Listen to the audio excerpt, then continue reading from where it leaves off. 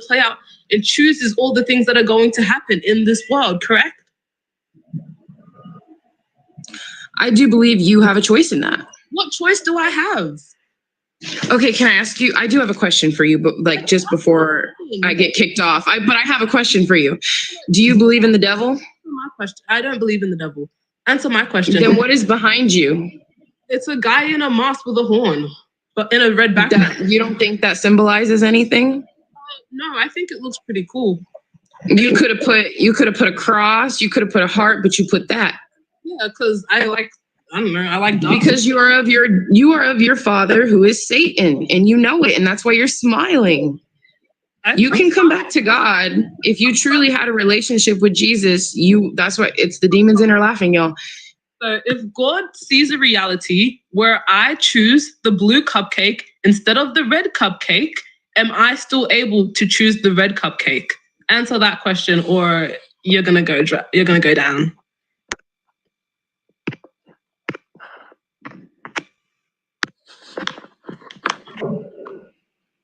If God sees a world where I choose the red cupcake instead of the blue cupcake, am I still able to choose the blue cupcake and prove God wrong?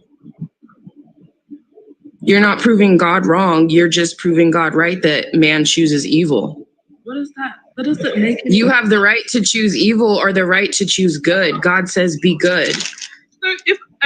So if God can see the future, right, and he sees me choosing to take the blue cupcake, can God's foreknowledge be You're wrong? freezing. Can God's foreknowledge be wrong? No. I couldn't hear you. Can God's foreknowledge be wrong? God is never wrong. God is not a God that he should lie. God sees me eating the blue cupcake. Am I then able to apply God's foreknowledge and eat the red one? Yes, you can choose good or you can choose evil. You have free will to do either. What are you even talking about? You prove God wrong. Can I prove God wrong? Yes. Why would I need to prove God wrong when I trust and believe everything he says? I'm not asking you why you would do that. Do you have the ability to prove God wrong? No. So if God sees you doing something, you're going to do that, right? Yes, because he gave you the choice. He's not going to interfere. Where's the choice? The choice to go against what he sees you doing? Because that would prove him wrong, and he can't be wrong, right? You're not making any sense. You're trying to say that God doesn't give you a choice when he does. A choice to do He could have stopped you from coming on live with all this blasphemy, but he didn't. He lets you spew your hate. Yeah, a choice. He could strike you down right now, but he doesn't, you know, like. A choice to do what? To go against what he sees you doing? Because that would to go against his will for your life. A choice to go against what he sees you doing? God has a purpose for you, a destiny for you, a will for your life. To go against God's will is to go against his ways. He gives you the choice to go against his way. See, she doesn't let other people talk. She asks a question and then she overtalks me. In front of the 100 people right now. She does this to everybody. Do you have the choice to go against God's will? Because I'm struggling to see where the choice is. Yes, you do. You're doing it right now. What? You're going against God's will right now. No, God can be wrong then, right? No, God cannot be wrong. He is an all-knowing sovereign God. So if he can't be wrong and he sees me doing this, where is the choice that I have? Where is the choice? What choice do I have other than to go down the path that God has set for me? The devil has you deceived to think that this is the path that God has set for you, and you're just deceived, that's all. Can I go against God's path? Can I go against his foreknowledge? Okay, listen, I walk with God right now, right? I could choose to turn around and say, you know what? I want to go be a harlot. I want to go do drugs. I can go do all those things if I please. Is that God's will for my life? No. But I have the choice to go do evil. You have a choice. You want to make excuses. You want to act like I am this way because I have no choice. No, you have a choice, and it is your responsibility. To defy God's will. What'd you say? You have the ability to defy God's will. You have a choice in your life. Have the ability to defy an all-powerful God. Yes, you have a choice to say, no, God, I don't want what you want from me. I'm going to go do drugs. You have a choice.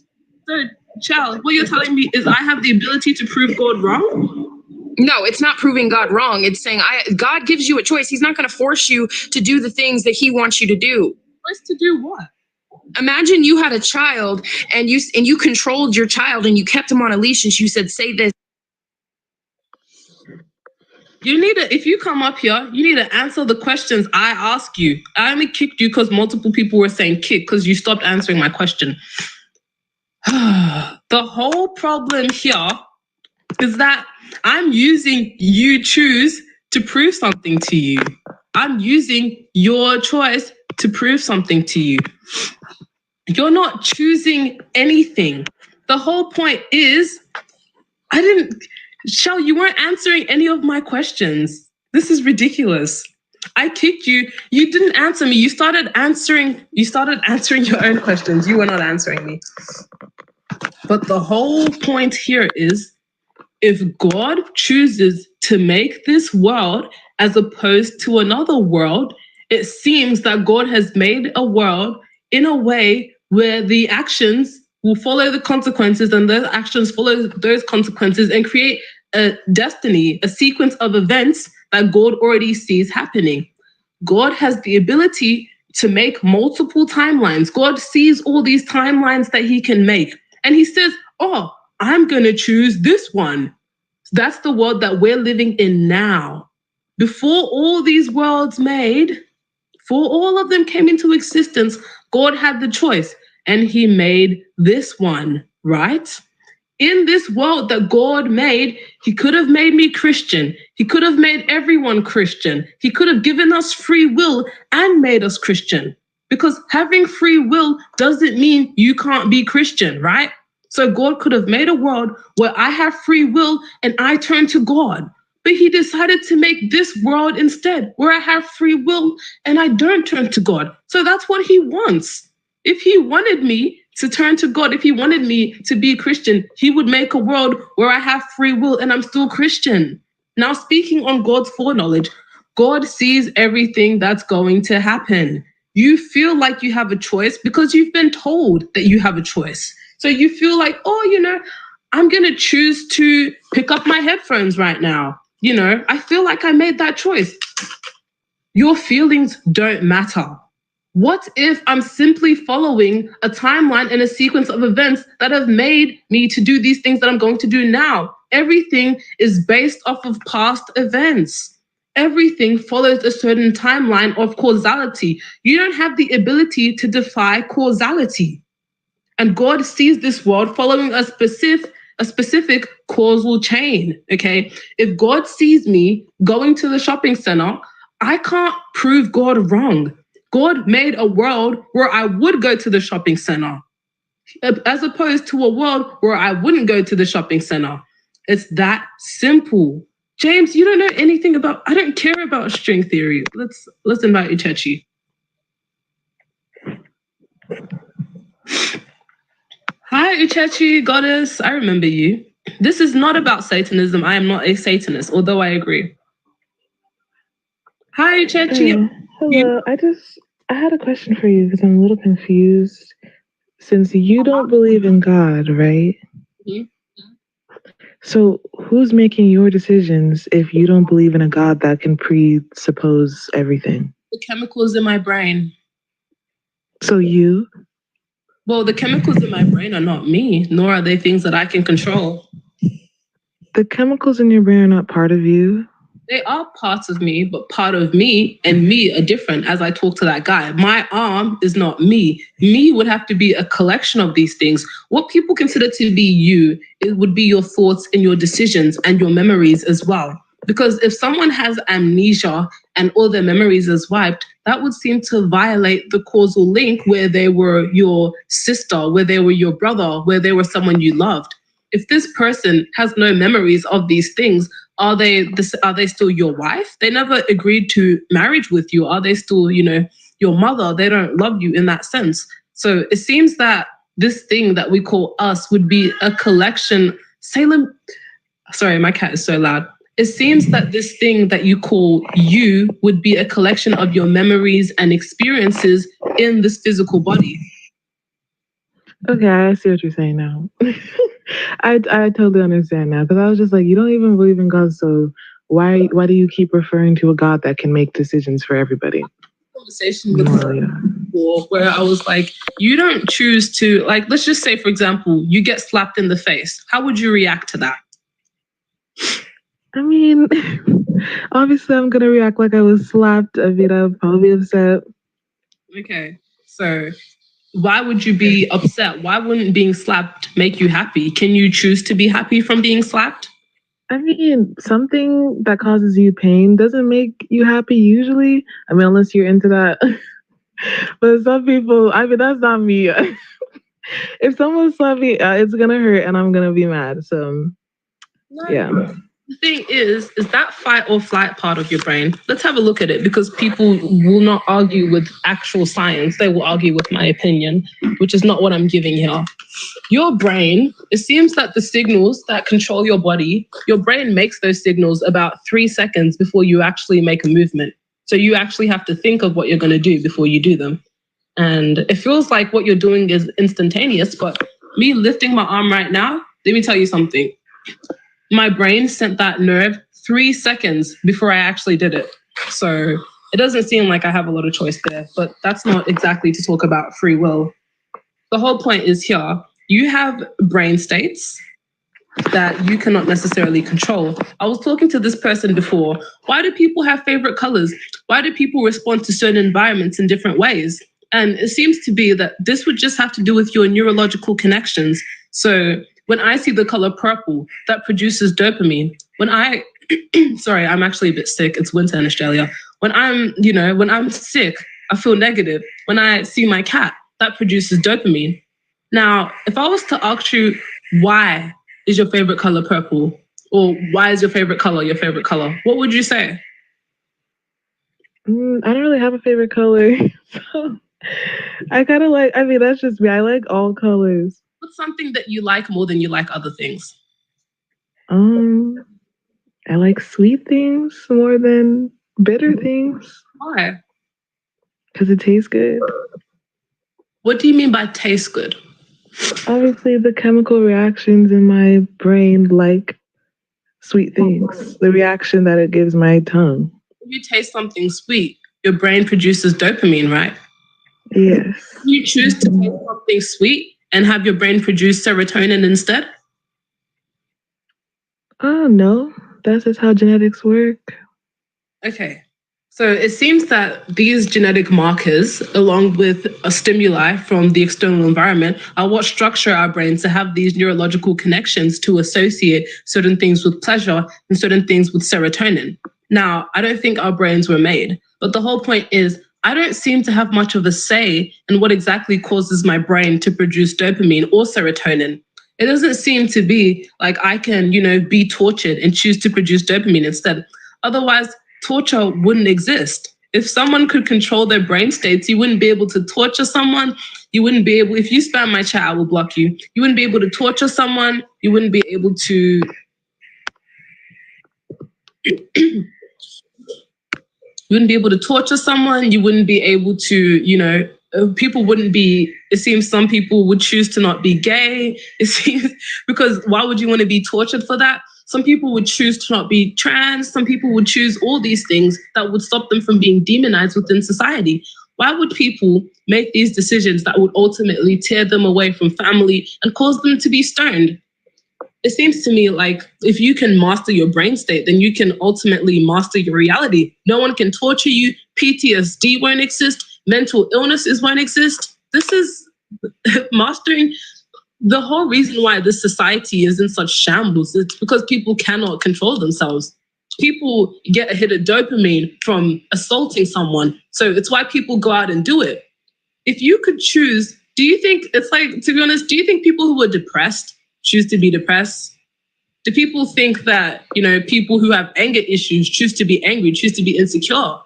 It's so ridiculous that people, act like you can control these brain states. If you could control these brain states, we'd all be living in peace. Where would Yeah, you're actually right. Okay, I see what you're saying. Yeah. Just for me, like I'm on the fence about believing in God because, like, obviously, I was indoctrinated into Christianity and believing everything in the Bible to be true. But when I got older, I started to use my brain, and I was like, some of these things make no sense. Like, there's no way this is, what is real. Some There's 82 of you in here. Please tap the screen. Let's get this out to more people. I've got to leave in half an hour. I've been on here for too long.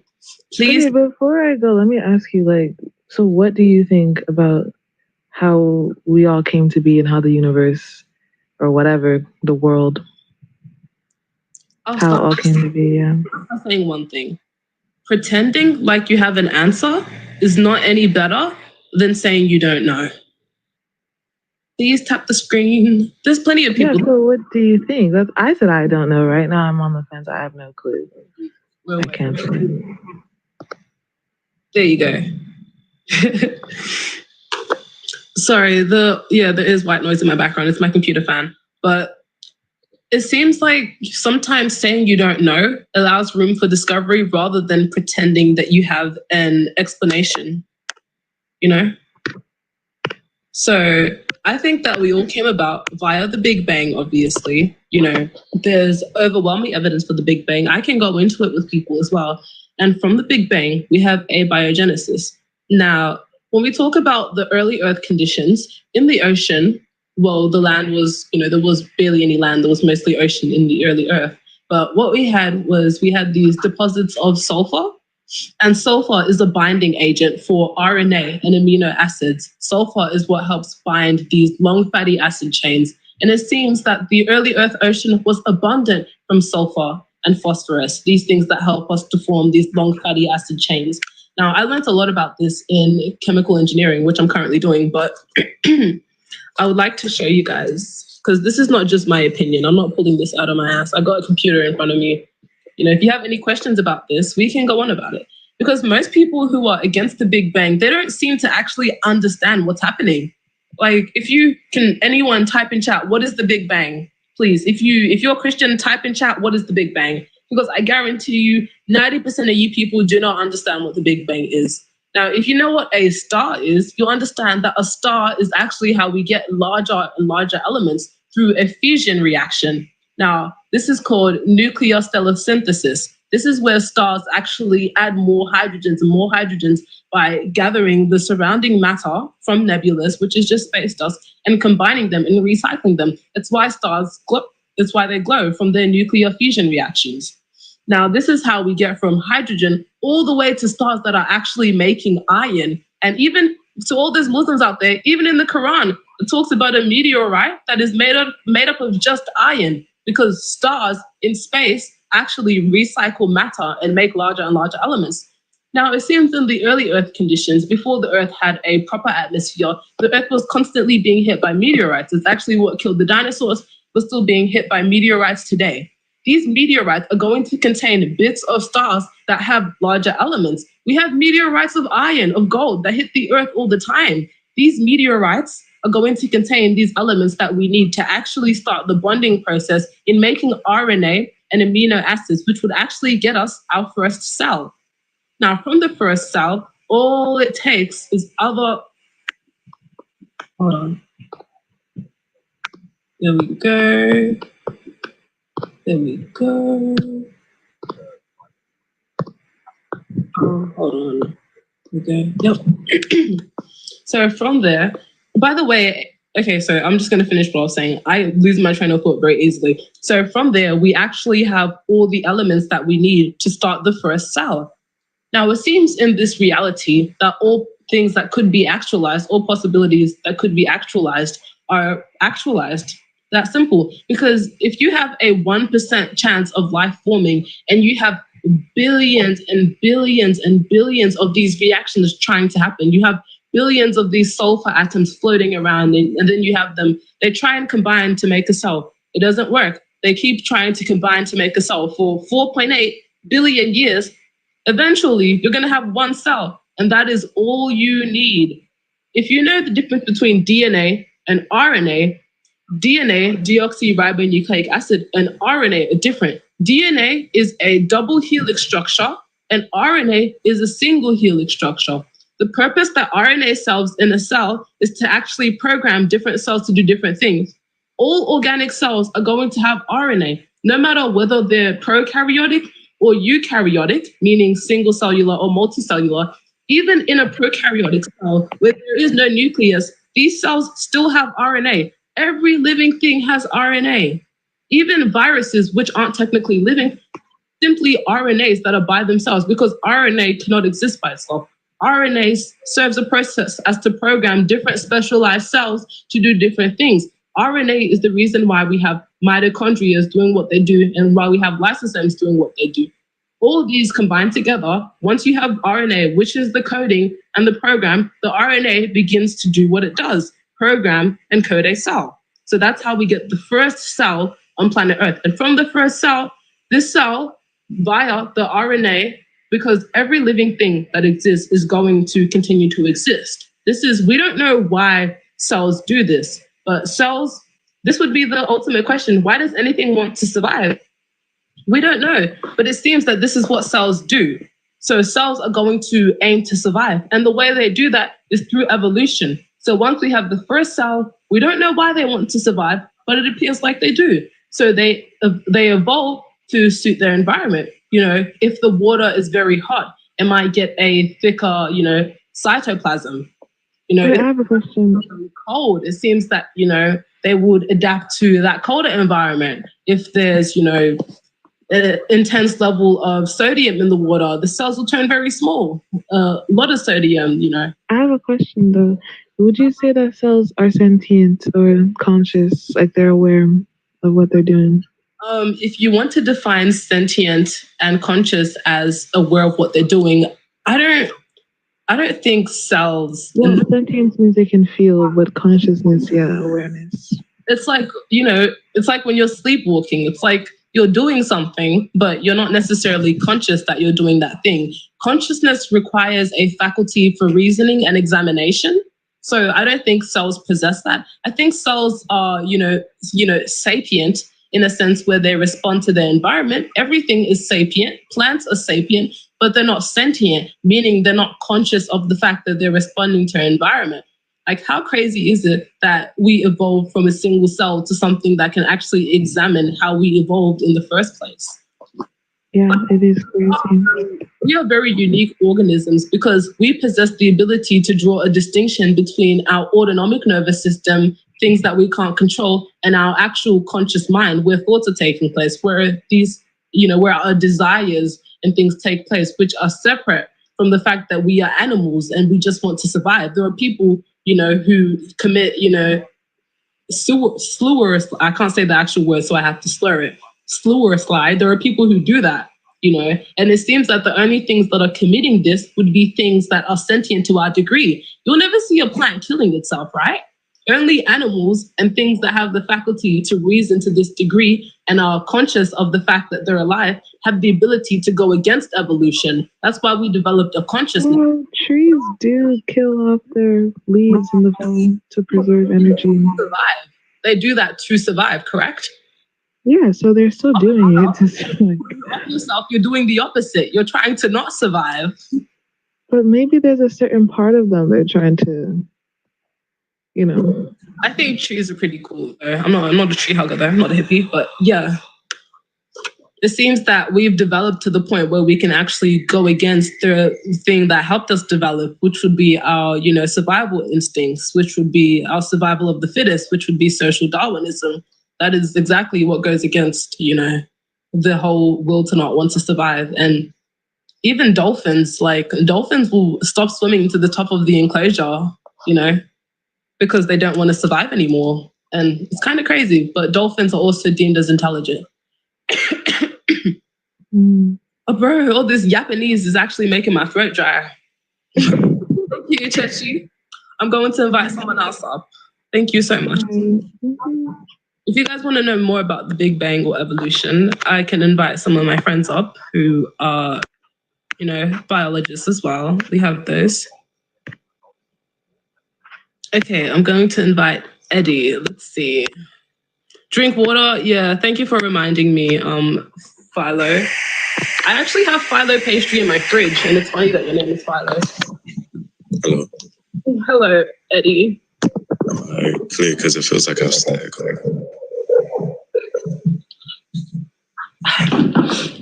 Oh, damn, that would actually hit the spot, man. Thank you, Philo. So I believe that we do have free will, and a good God would make her. That's interesting. What do you think free will is? The freedom to make your own choices. And could you give us an example of this? So if I wanted to go to the shop or not go to the shop, it's my choice to make. Okay, so are you telling me that no one...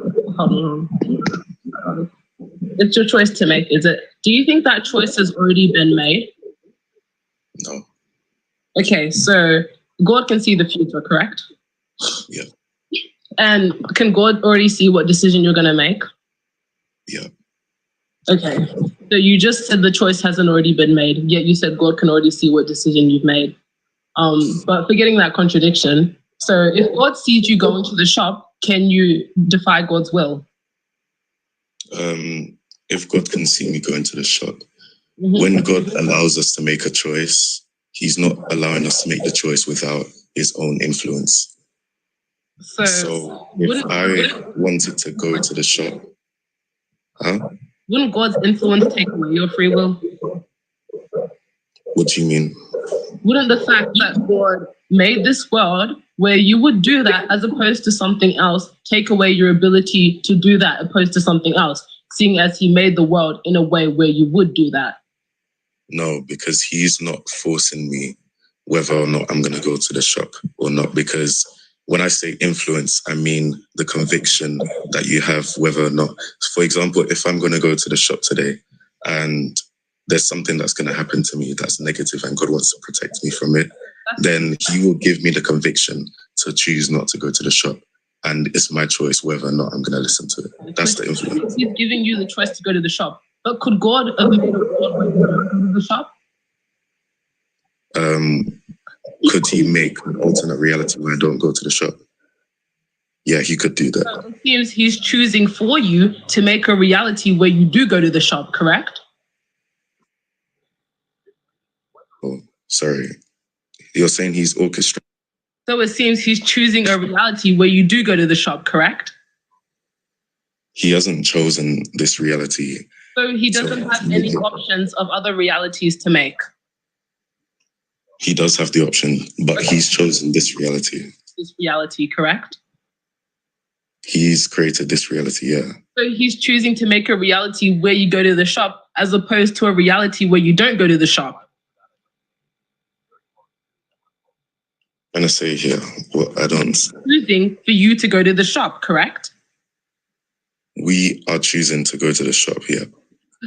Because you're saying if He has created this reality where I'm not going to the shop, as in He has told me and He has made it so that I don't go to the shop, then we don't have the free will. You're just inserting the word choice. You don't actually have a choice here because God has chosen a reality where you will go to the shop, right? And you don't have the ability to go against God's foreknowledge. Can God's foreknowledge be wrong? No. Can God make a reality where you don't go to the shop? Yeah. Can He make a reality where you go to a different shop? Yeah. And He chose to make this reality, correct? Yeah, He's chosen to make this reality. Where a sequence of events play out in this exact matter till the end of time. Can I talk now, though? Yeah, but if you answer my question, yeah. I did say yeah. I agree with you. These sequence of events play out in this exact way as opposed to a different reality, correct? Yep, we've been put in this reality. That's true. Yes, okay. It seems to me that God has chosen a reality where I will do these things, correct? And I can't do other things because I can't defy God's foreknowledge, correct? Yeah. So where is the choice? What am I choosing? The choice comes in when you are also having the influence of God in your life. I'm saying everyone hears the voice of God. You have conviction in your heart, so you can choose to do other things. What are these other things? The only other thing is to go against God's will. We're using the example of going to the shop. Maybe we can use a different example, right?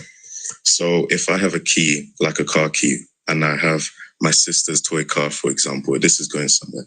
Give me time. If I have the key and I decide to scratch my sister's toy car, what are the consequences for this action? The consequences would be my parents would scold me. It wouldn't be that serious of a matter, right? But if I have the same key and I go to my parents' car and I decide to scratch their car, they might tell me to perhaps pay for the car, or they might ground me for a month or whatever punishment you get. If I go to a Bentley dealership, for example, a really expensive dealership, and I go to one of their cars and I scratch it with the same key, now the consequences are that I'm going to go to jail, or I'm going to have to pay a fine, and that I may not be able to cover it. So these are the choices that we have. Like, we still have the same crime, but the consequences for the crime that we have committed differ against who you're committing the crime against. Do you understand? That has nothing to do with the initial choice. Because, so in this reality, right, there are two choices. God already knows what reality is going to play out like. There are two choices, right? There's not even a choice, but hypothetically, there are two options. Either God is correct and you follow that timeline, or God is incorrect and you don't follow that timeline. Which one? God is either incorrect or you have the ability to defy God. So you're saying that if we don't put, your understanding is that we are putting God in this box, right? He's not being in this box. He's told us what his characteristics are like. It is as simple as this. God made a world where you will go to the shop, and God cannot be wrong, so you will go to the shop. What choice do you have there? Whether or not he's created a world on where I'll go to the shop or not, that's not his will. So what's not his will? It's not his will for us to go against the choice that he has made, right? So how would it not be his will if he chose this world as opposed to a different world? Because God has told us his will. Like in what's his will? Because this is kind of crazy. Because as far as I know, God has the ability to actualize a world where I do follow him, and he chose this world, so he doesn't want me to. God could have actualized a world where we're all Christian, and he didn't. He could have actualized. He doesn't want us. Free will. Jesus had free will, right? Yeah. And he chose to only do good because of his nature, right? Yeah. God could have given us the same nature. But why would he give us the same nature? Because then we wouldn't have the choice to be able to choose to go against him or not.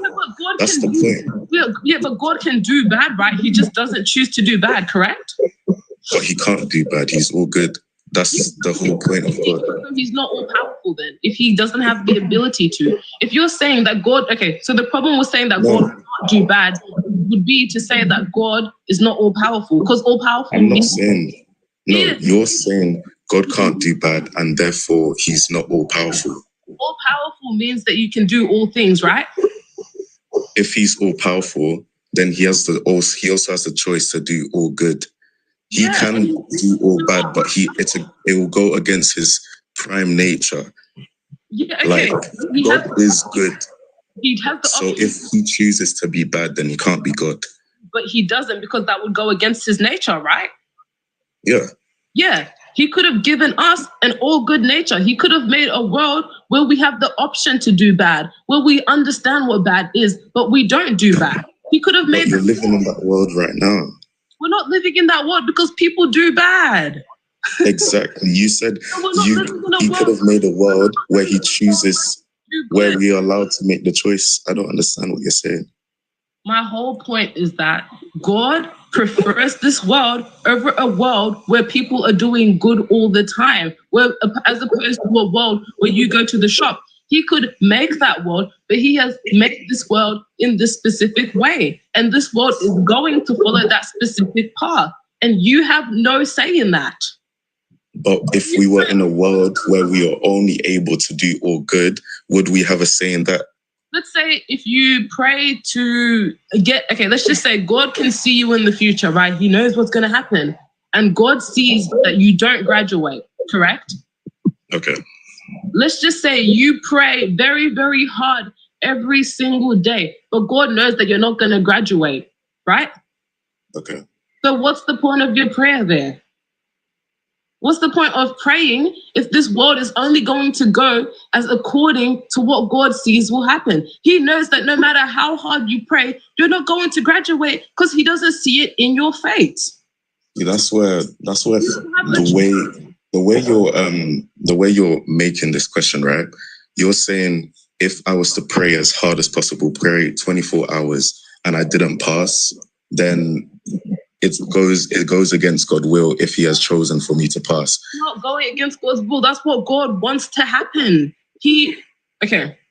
God knows that you will not graduate. No matter how hard you try or pray, God knows that you won't graduate. You don't have a choice in that. You don't have the ability to A, prove God wrong, or B, go against what God sees will happen. Because if you do that, then God is no longer all-knowing. Do you understand that?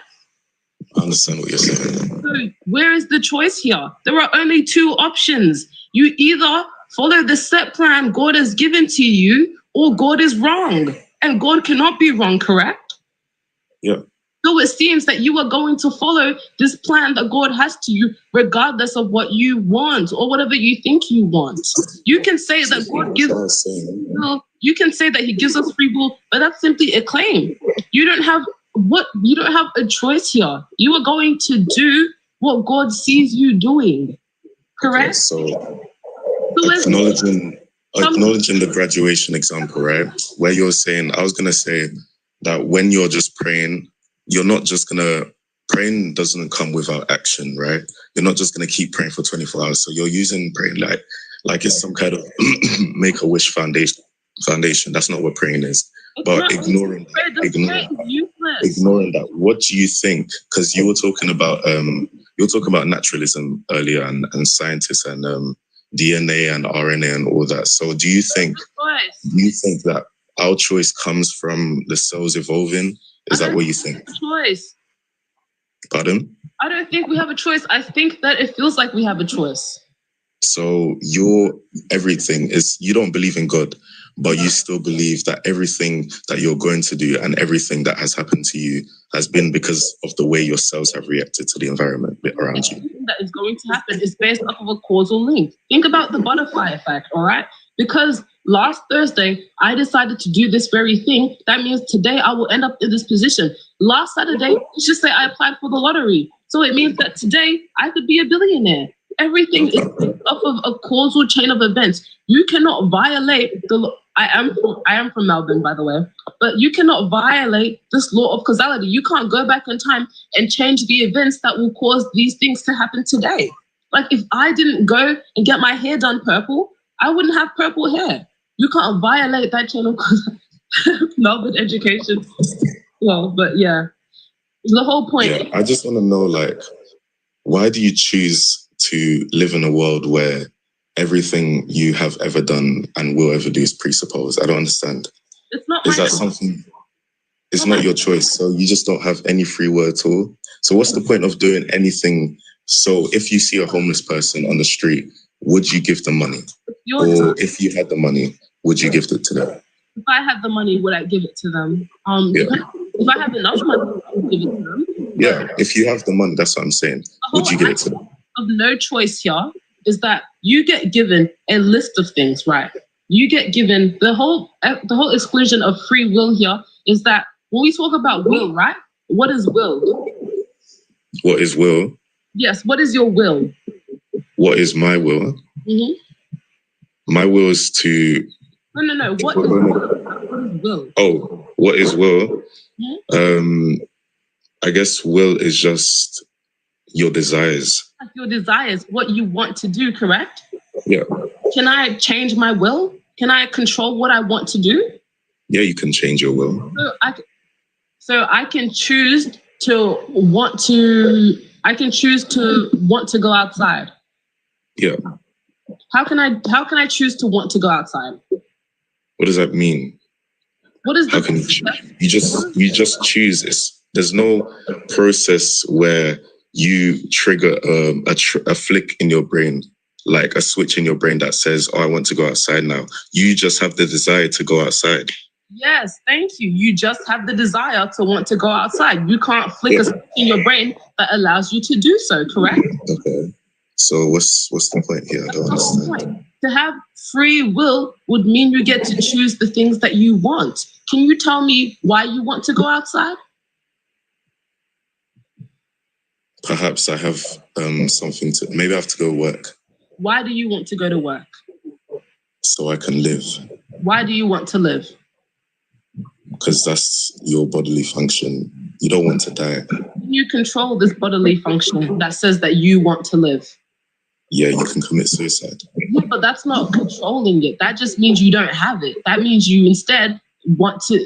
That means you don't have it. That means you want to not live, correct? Yeah, so it's your desire not to live, but you said you can't go against the desire to live. Can you flick that switch and turn it on and magically want to live? If something happens that will order your functions to do that, then yeah. Something happens. What is that something that's going to happen? I don't know. It could be a lot of stuff. I'm not God. This notion of free will, and this notion of being able to make these decisions, you feel like you're deciding things, but what you're really doing is you're adhering to desires that you cannot control. It feels like, I feel like I want to go outside as opposed to wanting to stay inside. I feel like I'm making a choice there, but all I'm doing is I'm adhering to desires that I didn't even choose. I can't choose to want to stay inside more than I can want to go outside. If I had control over these innate desires, things such as PTSD, things such as, mental illnesses would not exist if you were able to control these mental states. It seems that the things that we are striving for would be dopamine. Is my lighting okay, or is it really dark in my room? It's really dark right now. Okay, so the whole point is the sun is kind of setting. Oh, that lighting is awful, but I'll put my window up a bit more. Actually, I'll just go back here and sit. So it seems to be that these innate desires are things that we cannot control, yet we have. And these desires, because are brain states. Yeah, no, we do have desires, but it doesn't mean we can't control them. If I wanted to choose not to go to work, am I going to go to work? If you wanted to choose to not go to work, can you change the fact that you want to not go to work? Yeah. How can you do that? You just don't go into work. Yeah, but that's not changing the fact that you want to go to work and didn't go to work. But if you wanted to go to work, why would you? I don't understand. Yeah, but can you change the urge in your body that wants to go to work? Can you change that? What are you asking here? I'm asking you if you can change these brain states that produce your desires. Can you change these brain states? Yes, that produce your desires. Okay, so if I want to go to work and the building's on fire. It doesn't matter it doesn't matter what's happening to the building, it doesn't matter what's happening in this external world. I'm talking about your desire. Can you change the fact that you desire to do this or desire to do that? Your desires can change. Yeah, but can you change them voluntarily? Do you have the freedom to change your desires? What? Your desires can change. Can you change them yourself? No. So where is the freedom in this? Where is the free will here? Wait, your desires can change. They can. Can you change your desires? The whole point of them being free will, the whole point of you having that freedom would be having dominion over all your desires. but we don't have complete dominion over all our desires. That is why you don't have free will, because you don't have the ability to alter these desires. Yet these are things that you are going to agree to. People do the things that they want to do. If you don't want to do something, you're not going to do it. What illusions? I think I might actually have to draw something for you guys, because I don't understand how you guys don't get it. But let me get it for you.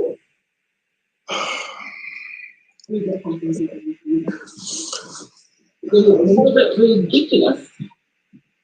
I don't know what she's trying to say, but all I'm trying to say is that, I'll use my old mathematics, my old math methods exam. I'll use the back of it. So, when you're trying to use mathematics, we are the ones that even creative math. I'm just using my old maths exam. So. But is that not mathematics? What's going on? No, I'm just using it to write on. Oh, okay. Let me get a pen. Where's my full pen?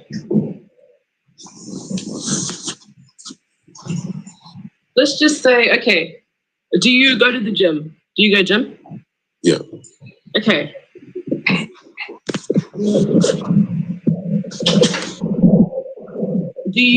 Let's just say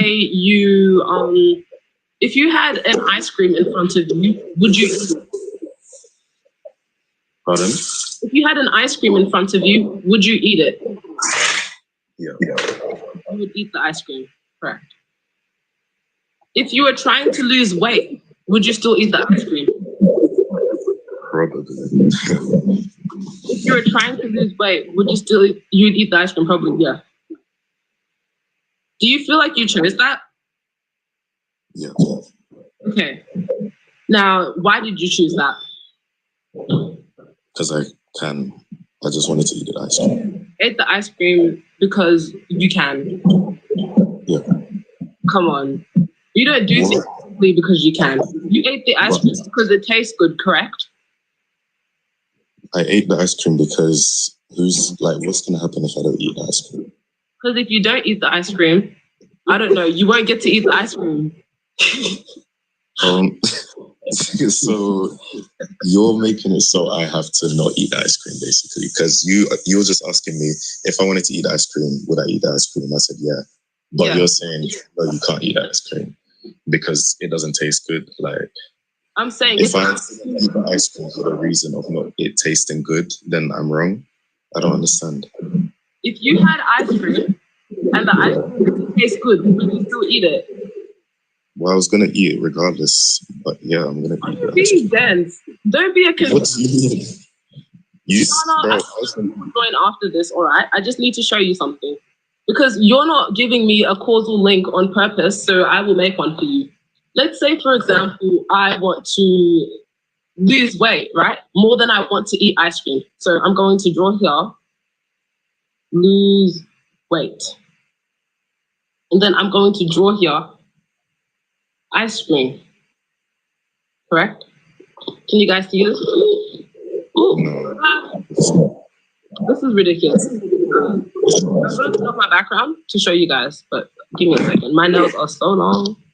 Hold on. So, right here, thank you, Prince Nappy. Right here, is it mirrored? Pardon? Is it mirrored? Yeah. It's mirrored. Yes. That's so annoying. That's unfortunate. Mirrored. I have nothing I can do about that. But let me try and explain this to you, because I get it. It can be confusing. Me personally, I'm not confused about this. I have talked about this a million times, but it does get confusing when you're talking about these innate brain states and thank you, NBL young boy. I think that's a basketball player. But the whole point is that we have these initial desires that we don't have complete control over, and we're going to adhere to these desires. Mm-hmm. People are going to constantly chase dopamine, and people are going to constantly chase things that make them feel good. Now, of course, people are going to do things that at the current time don't make them feel good, correct? Okay. Yes, people would do these things at the time that don't make them feel good for a higher reward threshold. So people are going to do things at the current time that won't feel so good. So in the future, they can reap the reward. At the end of the day, you are going to reap the reward. You are doing these things for the dopamine, correct? You're not going to do something that is going to make you feel bad for no reason. This is not how we're functioning. The whole point, what I'm hinting at, let me get my background back up. What I'm hinting at is this thing called will, right? Where you have these things that you want to do and these things that you don't want to do are not things. They seem to be factors of our environment as working along with our DNA, our environment, and our DNA. These are things that produce the reason why people want to, everyone wants to be skinny. Suddenly, everyone wants to move a certain way. So is it your point that you're trying to say that I believe in God and therefore the desires I've been given to go against God's will are his will? If you have those desires, they are his will. Okay. So when we decide that we want to come to God, is it because our desires have changed?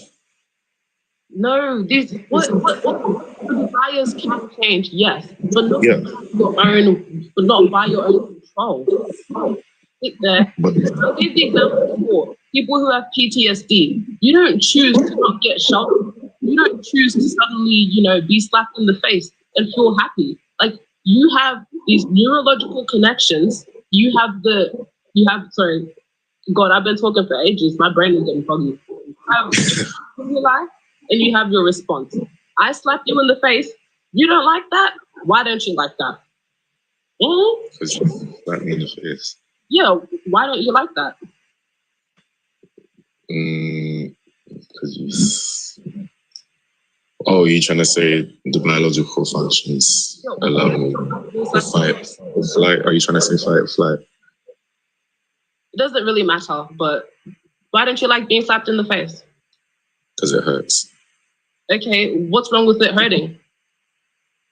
It causes pain. What's wrong with pain? It doesn't feel good. There we go. You know why it doesn't feel good? Because your body produces serotonin instead of dopamine, right?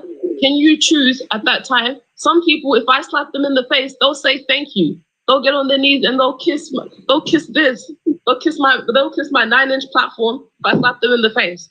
Some people. But that's the choice. Isn't that the choice that we're talking about? What choice?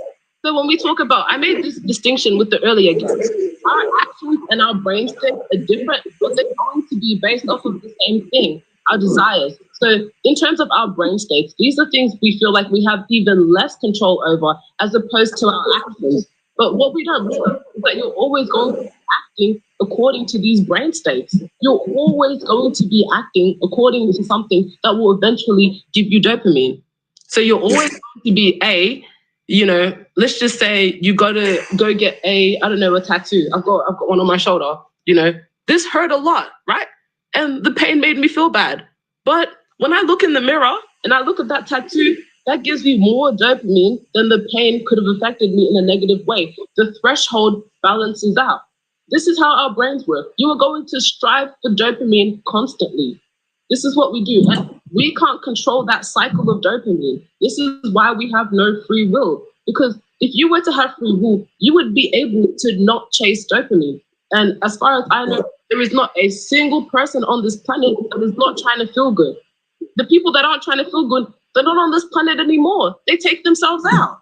So the people that aren't going to feel good all the time are the Christians that we're actually talking about. They're not always chasing the same dopamine you're talking about.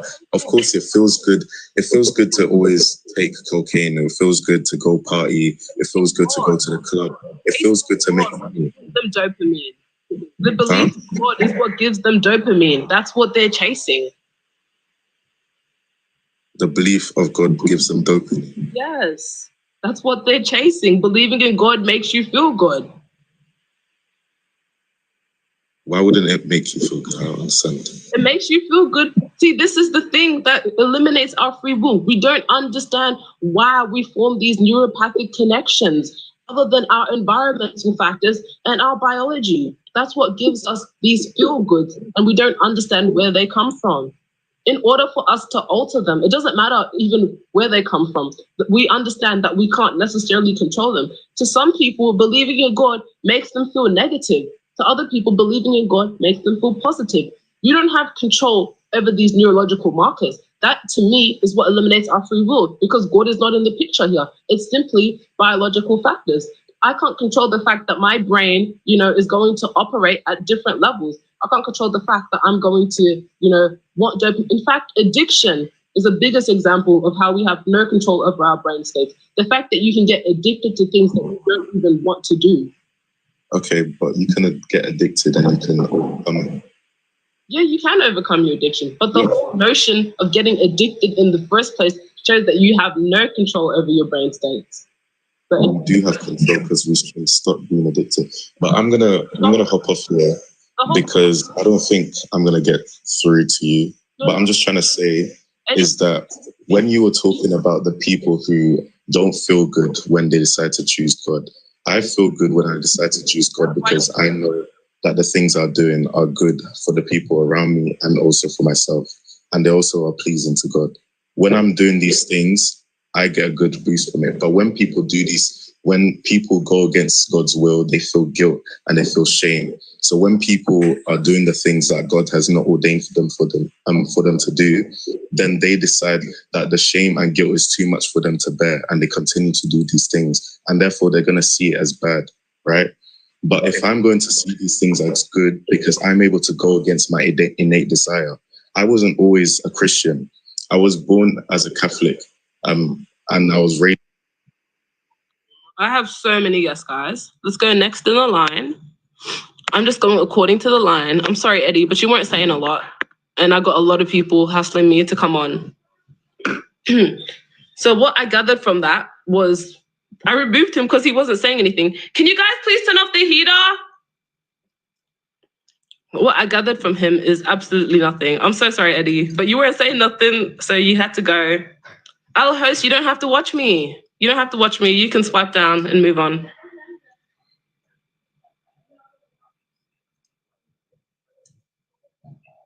If I'm lost, come up and help me find.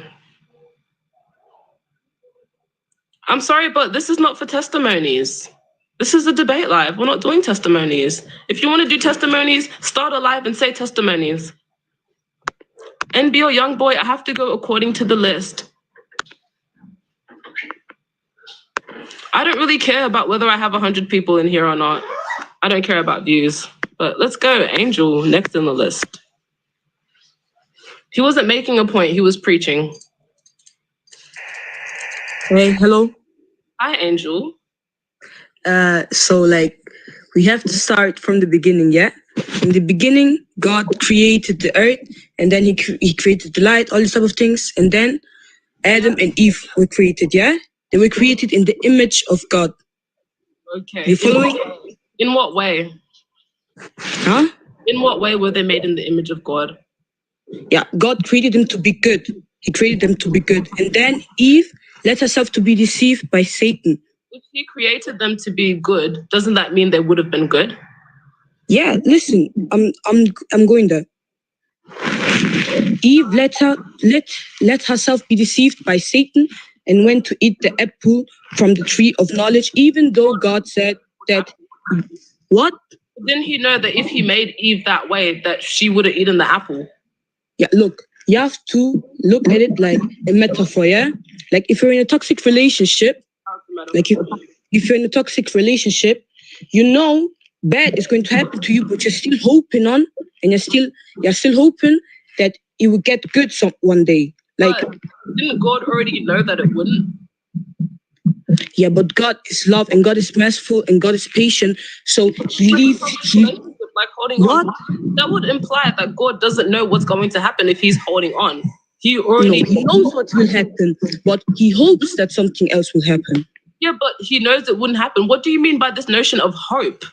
Yeah, the chat wants me to ask how old you are. How old are you? Me? Mm-hmm. I'm 18. What year were you born in? 2006. Yeah, that checks out, guys. So the whole problem with this is you're saying God is hoping. What do you mean by, what does it mean to hope for something? Oh, Like you want something to happen even though it will not happen. That's hope. you're 16 years old. I have to kick you. It says that you're 16. I'm sorry. But let me tell you about the problem of Adam and Eve. God knew, I'm not a Satanist, guys. The picture behind me is just a masked guy that I thought was cool. I like this, neo, kind of dark art. I think it's cool. Nothing wrong with that because the devil doesn't have horns, does he? So it doesn't matter. You guys need to stop following this notion of devil that was made by pagans. The devil doesn't have horns. I thought it was cool. Yeah, the devil doesn't have horns and he doesn't have the face of a goat either. So stop saying this is satanic. You don't know what Satan looks like. Stop saying it's satanic. You don't know what Satan looks like. Where does it say the devil has horns? Give me the chapter in the Bible that gives us a description about Satan. In fact, it says demons have no horns. Cool. Let's see. DRGWTR. So stop saying this is satanic. In fact, he might. Yo, hello? What if I'm the devil? But guess what? If I am the devil, God wanted me to be here. Hello? Hi, DGRTW. Can you tell me how we have free will? Okay, so basically, everybody has free will because God didn't want to make robots. Because if we didn't have free will, that means God isn't a loving God.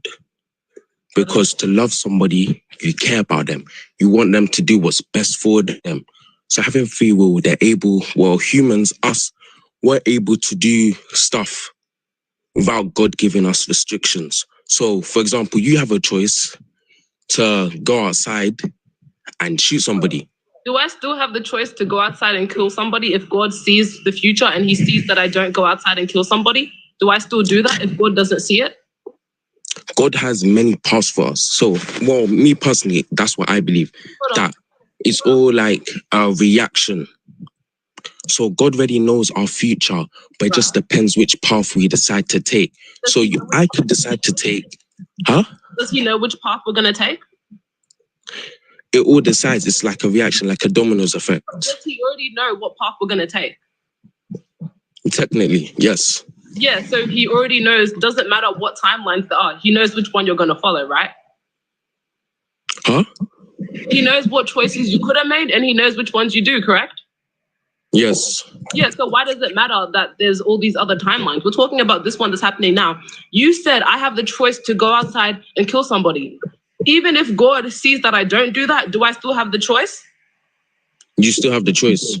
It's free will. Yeah, but do I still have the choice to go? Okay, so I still have the choice to do what God sees that I won't do. God can see all things. He knows everything that will happen and hasn't happened. That's why in the Bible it says, that's why it says in the Bible to go pray to God. Because once you pray, it's already happened. It might not happen in that exact time, but it will end up happening. Okay. So if God sees that I will not go outside and kill somebody, will I still do that? If God doesn't see that happening, can I still do that? That's not what I said. I said you have free will. I'm asking you a question. You have free will to go. Okay, let's say right now, today, you choose to go outside and kill somebody. That's your free will. If God doesn't see me doing that, will I still do it? God can see all. Yes. It doesn't matter if you don't see yourself doing it. If you decide to go outside to kill somebody, it's still your free will. I thought that's the point that you're making, that we don't have free will. God knows that I won't do that. Can I still do that? If God knows that I'm not going to do that, can I still do that? God knows everything. I didn't ask you what he knows. I asked you if God knows that I won't do that, can I still do that? God knows everything. You don't know what you're going. That's why the argument of this life is that you have no free will. Is that not the argument of the life? Wait, hold on, no. Because in the Bible it says, do not argue stupid things. In this life, you said at the top of the life, it says you have no free will. A good God wouldn't make. So I'm going to ask you my question again. I'm not mad, guys. I'm just yelling because I asked him the question 3 times. If you don't get the question that I'm asking, then you're an idiot. I'm asking you a very, very, very simple question. Can I go against what God sees me doing? How is that complicated? Are you dumb? Even my little sister would understand that bloody question. Can I go against what God sees me doing? I will start crying. I will start crying. Wait, you know what, guys? I might actually draw a teardrop on my eye right now. I muted him because he's not answering my bloody question. Guys, look, I'm going to start crying. Wait, I'll unmute him in a second after I draw this. I'm going to unmute you, don't worry. Just let me draw this teardrop in my eye because this is making me highly upset and everyone's saying that I should cry. If it's a stupid question, answer it and move on, mate. If it's so stupid. Because this question, if you understand where it's going, you won't think it's stupid. Does that look like a raindrop? That looks like a diamond.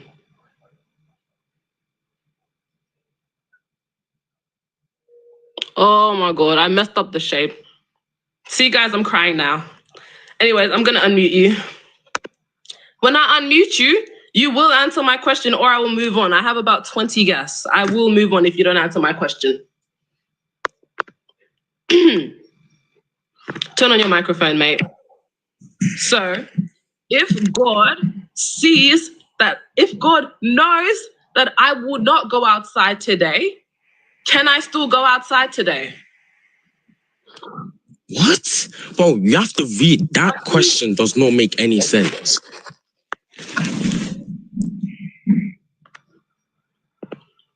Let me tell you guys the question I asked.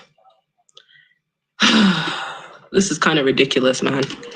If God knows that I will go outside, can I still go outside? The answer is no, because if you can go outside, even though God knows that you're going to go outside, then God is wrong.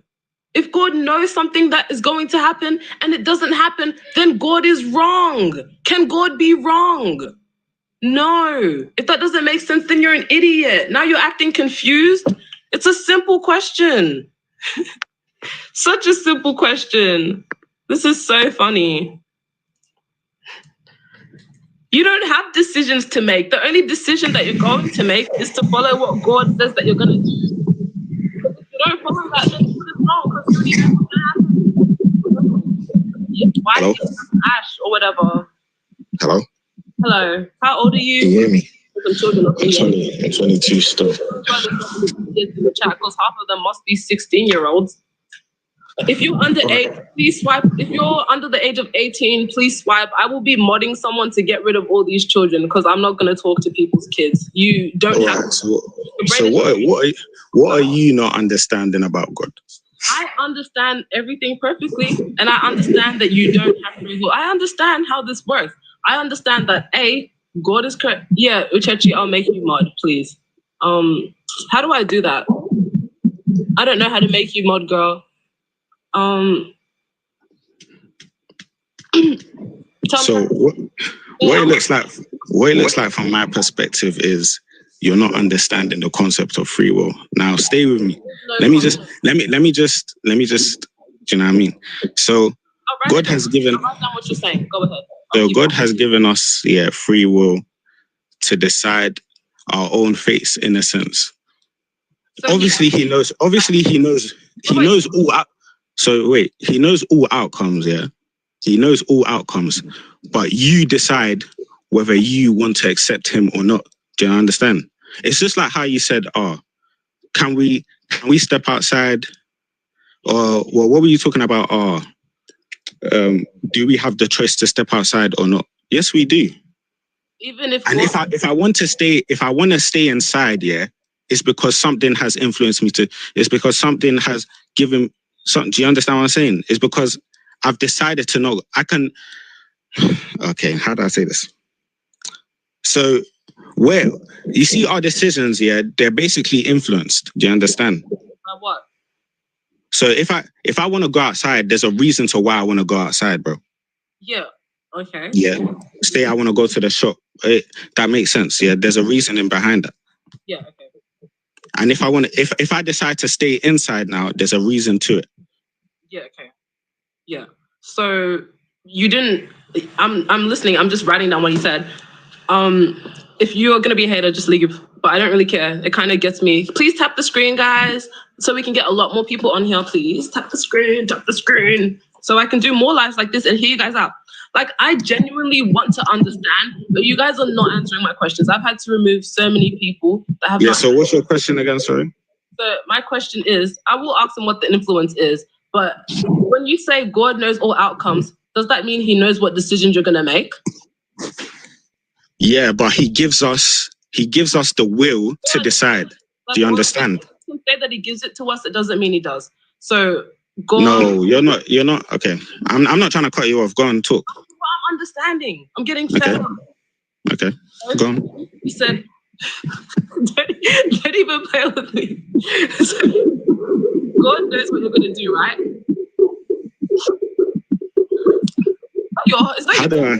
Do you want me to explain? Yeah, but you can answer my questions first, then you can explain. So God knows what you're gonna do, right? Yeah. So can I explain now, or you still want to go? Let me answer my question. God knows what you're going to do, right? And God cannot be wrong, right? Yeah, go on. God cannot be wrong. Okay. So it seems to me that if God knows what you're going to do and God cannot be wrong, that means God is going to be right about what you're going to do, correct? Say that again, sorry. So if God knows what you're going to do and God cannot be wrong, that means God is going to be right about what you're going to do. Listen, I feel like... Yes. Yeah, yes. So if God is going to be right about what you do, that means if God sees you going outside, that means you will go outside, correct? Because God is right about what you're going to do. Okay. Yes, right. So can I? Yeah. Now, can I explain? You know why I'm forcing him to say yes? Because this is called a deductive argument. Now, if any of you 16-year-olds have half a brain to understand what a deductive argument is, it's an argument whereby if the premises are true, the conclusion must follow. So if you agree to the two premises that, all men are mortal, Socrates is a man, therefore Socrates is mortal, God knows what you're going to do, God cannot be wrong, therefore God is going to be right about what he sees you doing. It's a syllogism, full stop. If you're an idiot, just say that. If you're an actual idiot, just say that. A syllogism is so Venus, I know you're, you know what I mean? I get it. You're a little bit agitated I'm not or whatnot. It's to be okay. Can we just okay, let's just cool it down a little bit then. Because it's entertaining. I'm not cooling down anything, bro. We're on fire. Don't you see we're in hell? Yeah, let's just cool down a bit so like we can address each other properly and you know what I mean, just have a conversation, bro. It's my show. I'm gonna do it's your show, bro. But we're trying to have a conversation here, bro. Yeah, we're gonna have a conversation as long as you're being an honest person. Yeah, I'm being honest, bro. I'm just trying to speak my piece. You know what? Christians are actually nice people. They're just misled. But God cannot be wrong, correct? Yeah. God knows what you're going to do, correct? As I said. Yes or no? Yeah. Yes. Yes. So God is always going to be right about what you're going to do, correct? Yes. Yes. So you told me before that if God sees me going to the shop, I cannot go to the shop. That wouldn't follow. That is a lie. Listen, bro. God sees me going to the shop. Will I go to the shop? You're misunderstanding the concept of free will. Will I go to the shop? If God told you, yeah, if God, listen, can I answer? God sees me going to the shop. Am I going to the shop? It's yes or no. Yeah, bro. Yeah, bro. Go on, bro. Go to the shop. Go on, bro. Yeah, go on. Yeah. So if God going to the shop, I'm going to the shop, right? Bro, can I speak? This is not rage bait. It's not rage bait. See your comments. Wait. Listen. How about you hear me out, bro? I'm gonna give you a chance to explain yourself, but I'm gonna put these three things straight. Okay. So if God sees you, so when you say I can say no, right? I can say no. God sees you going to the shop. You're gonna go to the shop, right? Yeah, but that's not how God works. Yeah, okay, no. But you said God knows what you're going to do, correct? Can I be honest? Yeah, I'm saying yes, so then I can get to my point of explanation. But so then you're lying. I'm not lying. Yeah, do you know? Okay, Why are you lying on God? I'm not lying on God, bro. You're not understanding. I'm trying to speak, and you're not allowing me to speak. Wait, so can God be wrong? No, you can't. So, and God knows what you're going to do, right? He can see the future. He can see the future, yeah. Yeah, so he knows what you're going to do, correct? Yes, he knows what we're going to do, but he's given us the ability to decide for ourselves, decide our own fate, bro. It's not complicated. You're overcomplicating it. How is it? What kind of fate are you? Where is the fate that you're deciding that God hasn't already decided for you? Where is? Listen, bro, I can go downstairs to the kitchen right now and drink some water, or I can stay in bed. I have two options. Yeah, I can decide whether to do one or two. I'm gonna decide to stay in bed. So that means I've decided not to do the other thing. It's that simple, bro. 1 + 1 = 2. You're overcomplicating it. You're doing 1 + 1 × 165, bro. That's not it, bro. Staying in bed, or does he see you going downstairs? God sees all outcomes, yeah. So you see how I have two. So you see, listen. So you see, I have two different paths, yeah. God can see the outcomes of each. Do you understand? What do you mean you have two different paths? I said, if I have two different options, yeah. So as I said, like if I want to go to the kitchen now, I get water, or if I want to stay in bed, God can see the outcome of both, bro. So if I decide to go either way, he knows the future. Do you understand? It's not that complicated. So if he knows the future, you can't do those two actions at once. You're either... I can't do those two actions at once, but that's what I mean by he can see the outcome of both. Come on. You're either okay, go on, Venus. Go on. Talk. Listen, you're either going to go downstairs or you're going to stay in bed, right? Yep. Yeah. So if God knows that you're going to go downstairs, are you going to go downstairs? Listen, as I said, that's not how God works, bro. I've literally explained how it works. Venus. So God does God know the future or not? He does know the future, but as I've said, that is not how he works. He can't be wrong, correct? He can't be wrong. So how is that not how he works? If he can see because I've already said he's given us the ability to decide.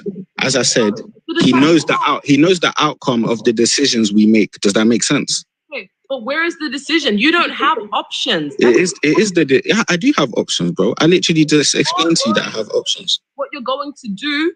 What other option do you have other than to do what he knows you're going to do? What other option do you have? I've already explained how he works, bro. What other option? Do you want me to? Okay, can I explain? Can I explain then? What other option you have other than what God sees you doing? Explain what other option there is. He's given us free will. That's not an argument. That's just a claim. Okay. It's a claim. Purple. Okay. Let's not talk about free will then. Okay, let's just talk about normal decision making. You're not gonna run. Okay. What do you say again? I'm not gonna run. So what you're gonna do, correct? Yeah. And God cannot be wrong. Yeah. So what option do you have? I have the option to decide my own fate because he's given us free will. No, but okay. Now you don't want to understand the concept of free will. So let's take free will out of the question, bro. Let's just talk about decision making. Let's talk about. Hold on, I'm gonna stop muting you. When you say decide your own fate, what do you mean by that? Decide my own fate. It's like it's actually simple. Like as I stated before, I stated in an example. If I'm to go outside now, if I want to go outside now, or I decide to stay indoors, I've made a decision. No? Yeah? Yes or no? Yes or no, bro? I've made a decision. Out of two options, I've made a decision. Yes or no? Because how did I not make a decision? The only thing you're doing right now, when you say, "Oh, I'm choosing to stay inside," as opposed to choosing to go outside, that is an illusion. Because what you're actually doing is an illusion. Yes, and let me explain why. Because what you're actually doing is you're not deciding to go inside or outside. You feel like you are. But what you're actually doing is you're simply following the set path that God sees you following. You're following the set path that He's made you to follow through a causal link of reactions to the end of time. You're simply following that set path. Now, you have thoughts in your brain. That's why you're considering other possible outcomes. You're considering, hey, what if I did this? I feel like I have the choice to do that. But all you're going to do at the end of the day is follow the causal chain of events that God sees you doing. Venus. Chain of events that God has made. Venus. So you said illusion, right? Yes. Can you define illusion, please? Define illusion. An illusion. Define illusion, bro. An illusion is something that is not real. Okay. So a decision is an illusion. Is that what you're saying? That's because you can't actually make that decision if God. Really? Okay, bro. So I'm in bed right now. I'm gonna go decide to go get water. But that's an illusion, yeah? All right, cool. You're gonna hear me go get water. But it's not real. It's not real. All right, let me show you that it's real. Let me show you that. So do you want me to show camera, bro? Just following the path God set for you. You're not. Do you want me to show? Do you want me to show camera, bro? Oh my God, you're not making any other decision. You're just following the path that God gave you. No, listen, Venus, it's, as I said, it's not that complicated. Do you understand? It's not complicated. What I'm trying to say is, it's all based on decision. God has given us, the ability to make our own decisions, bro. It's not complicated. I understand. Do you know what it is? It's been trained in your brain to think that. Sorry, say that again? Decision. Say that again? What is a decision? A decision. How do I define that? Can you search out the definition? I'll abide by it. You said you have a decision. You tell me, what is a decision? A decision is I can say it's me deciding something, but I can't say the word without actually, do you know what I mean? That implies that you have other options, correct? Yes, I have other options. As I said, I have the option to stay in bed, or I have the option to go get water. Yeah, and you said a decision is okay. Talk. I've given you it. Now, the reason why it's not a decision is because a decision implies you have other options to take, right? Now, the problem with this would mean God already knows what decision you're going to make. We're calling it a decision for layman's sake. We're calling it a decision so I can highlight to you how exactly you don't have one. So God already knows what's going to happen. God has made this world in a way that's going to follow a certain way. I would show you guys an illustration, but it seems that when I try and show you my camera, it's mirrored, so I can't show you that. But the whole point is, when you talk about a decision, when you talk about other choices you can make, there are no other choices other than what God sees that you're going to do. That's my whole point here. So it's not really a decision. You're simply following the path that God says. So, can I say something? Because based off of the first two premises, number one, God cannot be God. Number two, God already knows what is going to happen. So that means that if God knows what path you're going to go down, you don't have the option to choose otherwise. If God sees you going outside, your option of staying inside is simply an illusion. It's simply a thought, but it's not going to happen, because if it happens, that means God is wrong, correct? If God sees you going outside and you stay inside, wouldn't God be wrong? Listen, but as I said, okay. So listen, can I just say something? Yeah. Can I just say something? If God sees you going outside and you stay inside, doesn't that make God's foreknowledge wrong? Yeah. Yeah. But guess what though? He doesn't. That's not how he works. That's not how he works. Listen, Venus. Listen. Let me show you the definition of decision. Okay. So a decision is a conclusion or resolution reached after consideration. So I've considered the fact that if I step out of bed now, I can go get water. But if I stay in bed, I'm still comfortable. Do you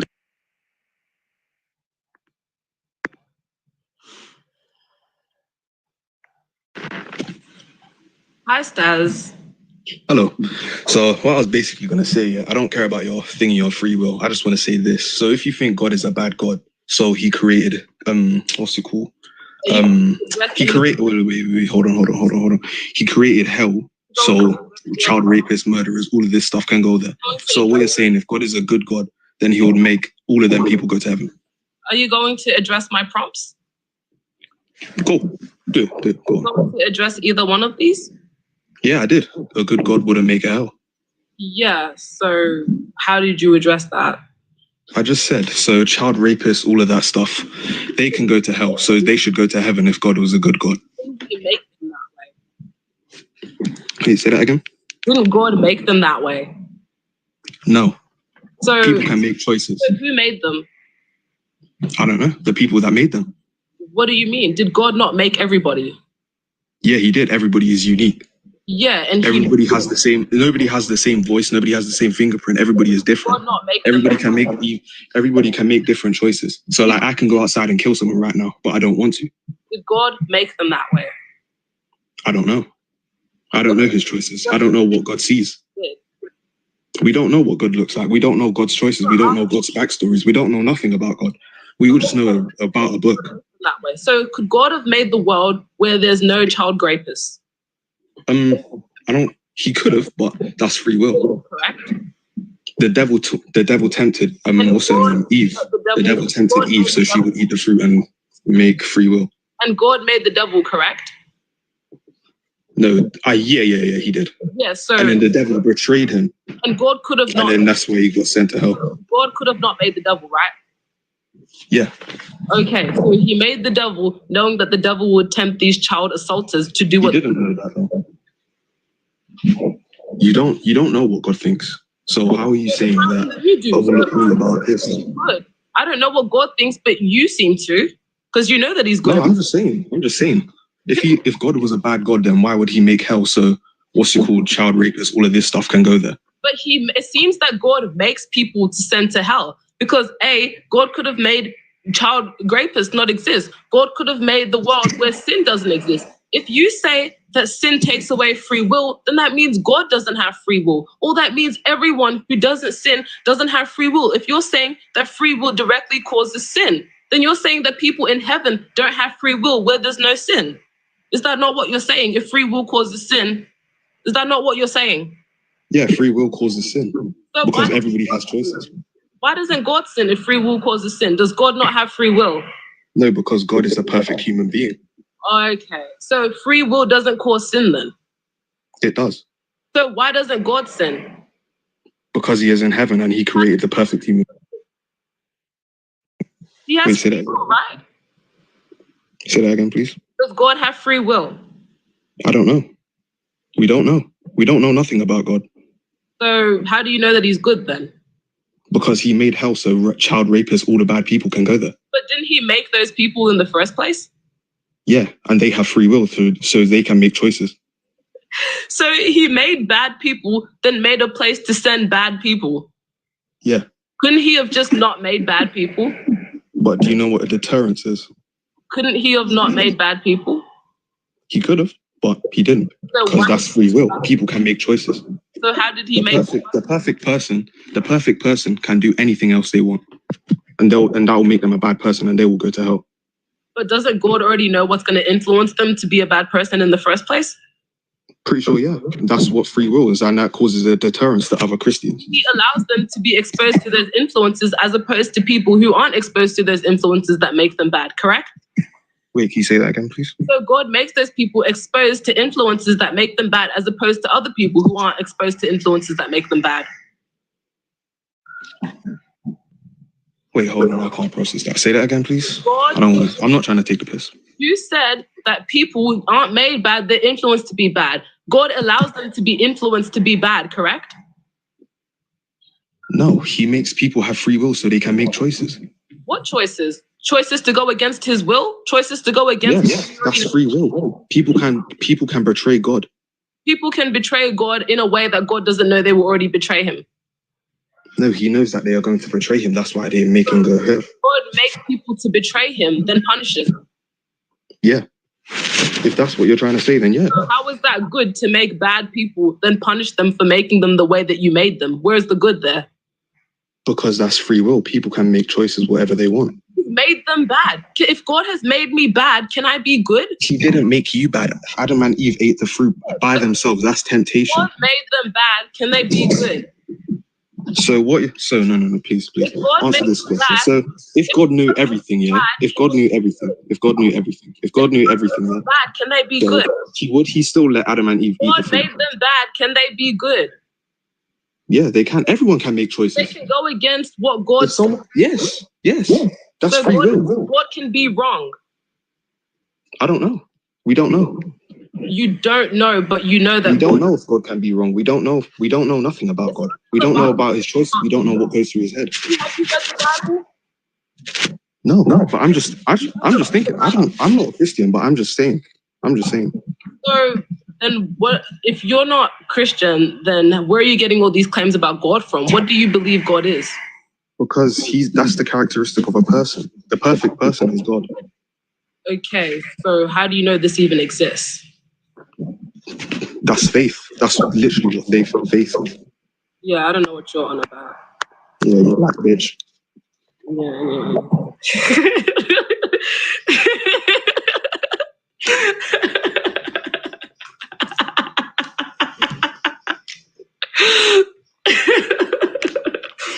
Guys, I can't do this. My laugh sounds cooked because I'm actually kind of sick right now at the moment, guys. But that was really... Did you see what he called me at the end? That guy was not even Christian. He was just saying that we don't know about God, but we know God is good. How the hell do you know God is good if you don't even know about him? Babes, please, if you don't have a definition for your God or whatever, please just just move on. I might invite I think one of my friends wants to join, guys. Damn, we got a lot of yous in here. We got a lot of yous.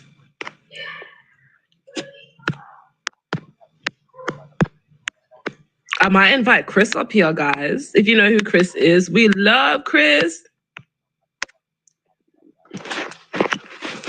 We love Chris. Trust me, I do know philosophy. Ask me any questions about philosophy. I've talked about this. It's just really hard to stoop down to such a level of ignorance because this is ridiculous to me. This is actually low-key ridiculous. God could have made the world perfect, but he chose not to, then decided to punish people for the bad world that he made when he could have just made it good in the first place. You know what this teardrop is? It's a tear because I'm crying at how ridiculous this is. I'm sorry, NBA, but you have to wait in line. I am Australian. I'm sorry, you're third in line. Don't worry, you'll be up soon. Let's invite Kojo Fit. God made Adam and Eve bad. You understand that God could have made Adam and Eve in a way where the world was perfect. He could have made the world perfect, but he chose to make the world bad. Before God made Adam and Eve, he knew that Adam and Eve would have sinned, and he made them as opposed to a world where they wouldn't sin. So it seems like God wants them to sin because he could have made a world where they don't. First of all, what's your question? My question is, how do we have free will? How do we have free will? Free will isn't even biblical. Okay, free will, God gave us the ability to choose what we want to do. What do you mean by, so if you want to go against God's will, does that mean you have the ability to? Yes. So God can be wrong then? How? Because you just asked me, God gave me the ability. I said to go against God's will. God's will is something that is absolute. If God wants something to happen, he is all powerful, correct? He's all powerful, but at the same time, he gave us, first of all, if you're not close to God. If you swear at me in the comments, then you will be blocked. If you are not close to God, you can't get close to him just like that. That Christian love, okay? What's your question again? So my question is, can God be wrong? No, he can't be wrong. Okay, so if God sees Adam and Eve sinning, then Adam and Eve will sin, correct? So that's what you got in it wrong, right? First of all, God. You know why it's crazy? Because you're telling me God can't be wrong, and then I'll give you but let me explain. Let me explain. Yeah, no, but let me turn on my lights. But this is just crazy to me because I'll ask you guys, can God be wrong? And then I'll give you an example. Then you're like, yeah, he can be wrong. But wait. He can be wrong, but at the same time, he doesn't know the decision you're gonna make because he gave us he created us in his own image. He gave us that superpowers to make our own decisions. Not all knowing. What'd you say? So God is not all knowing?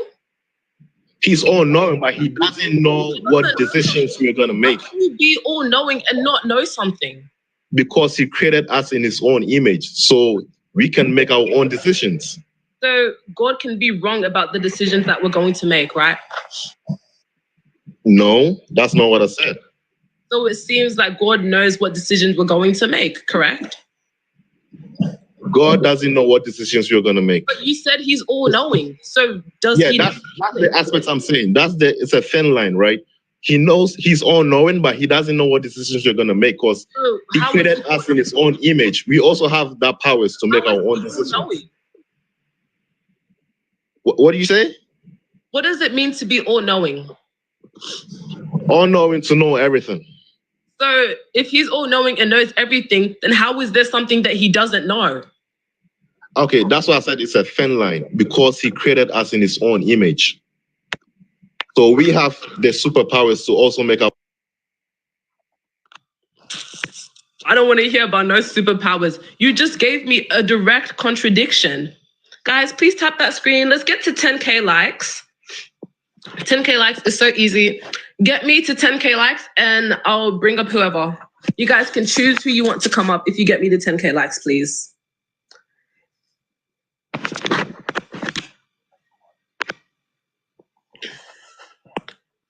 Get me to 10K likes and then I will bring the next guest up. I don't care about clout. I want this to get more people. I want this to spread more people. Trust me, I do know philosophy. Ask me any questions about philosophy because I guarantee you, if I bring up someone who says I don't know anything about philosophy, they will embarrass themselves. I guarantee you.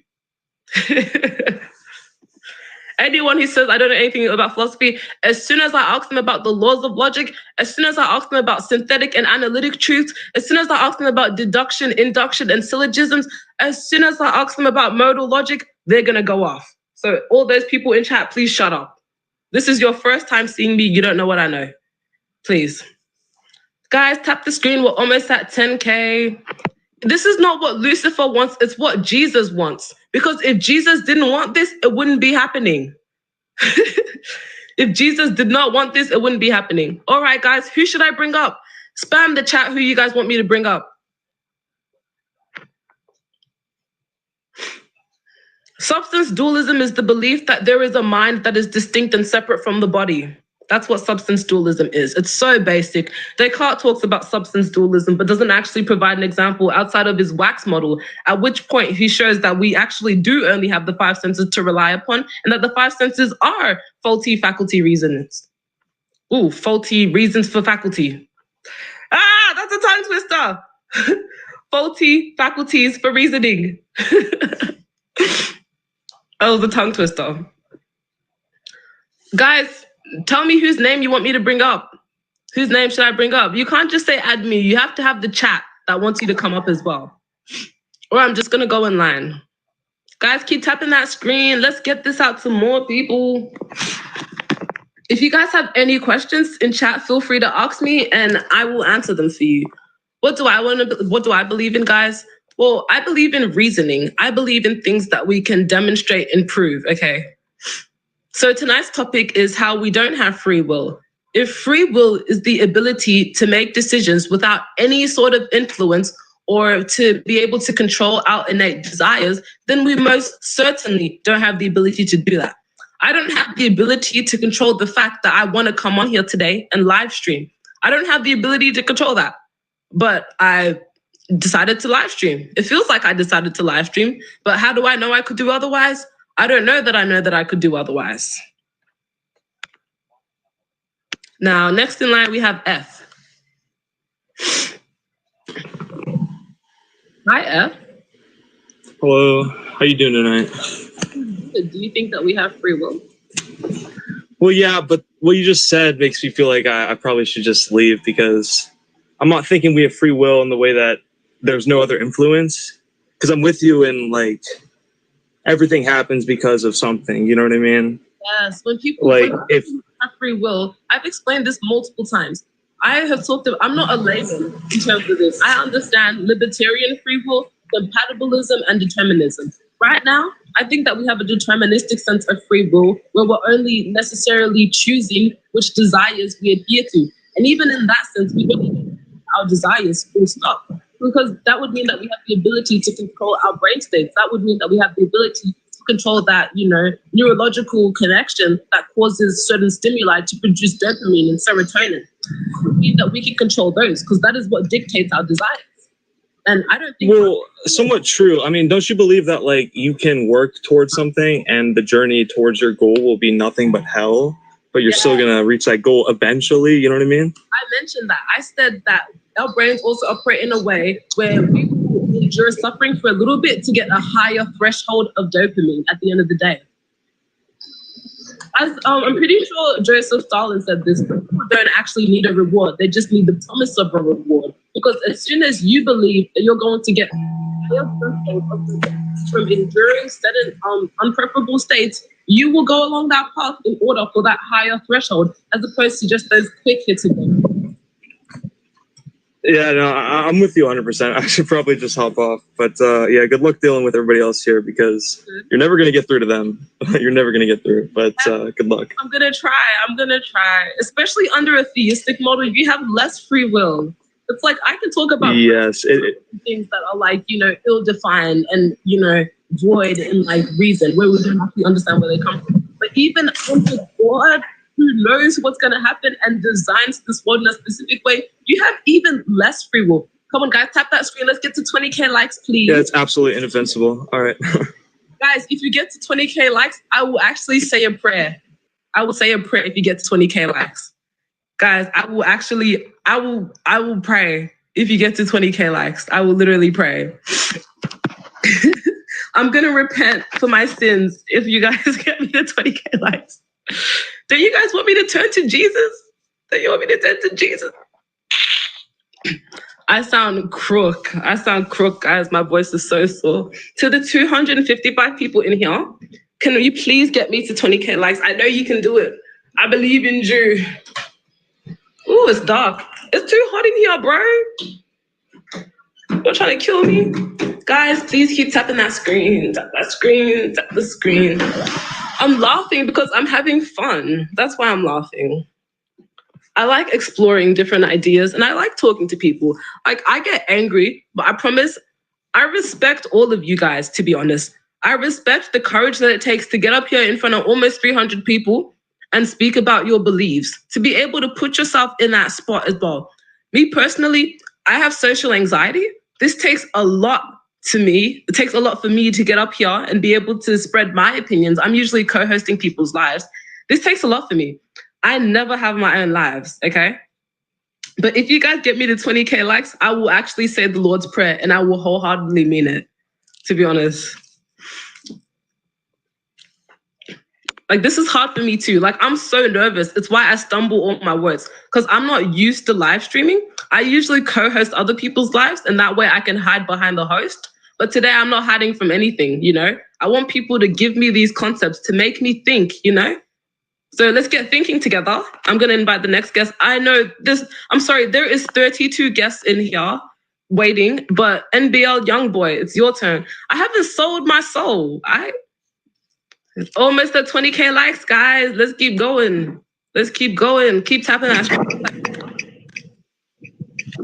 Are you driving?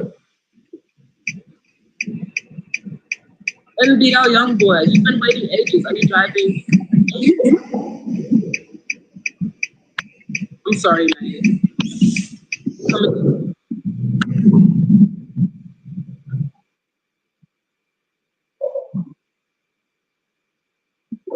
I can't have you up here if you're driving, mate. Hi. Okay, so about the free will stuff, like, why is he still in here? Hold on. You guys still see him in here? I swear I removed him. No, okay, he's off. Okay. So about the free will stuff, like he has stuff planned for us, but we do have like choices to make. So like, yeah, so we have choices to make. So let's say you want to go outside and you decide not to go. You just decided you don't want to go. Like, it's easy. But don't you think that God already knows that you're going to decide to not go and that he already planned that for you? That you won't decide to go outside? No, it's written, but like you still have a choice. Like that's the free will. The choice to go against what God knows you're going to do? Because that's the only other choice. How is that going against? Like it's not going against. Because God already knows exactly what you're going to do. He knows the specifics of every single decision that you will make. That is what it means to be all-knowing. So if God knows that you're going to stay inside, the only other option that you have would be to defy God's knowledge. Do you understand that? Yeah, I do understand your point. Like I do get what you're saying, but you still have a choice to make. Reiterate my point to me. Reiterate my point. I know, I get what you're saying, but it's just like it's... Reiterate it. Steel man me. Reiterate my point. Okay.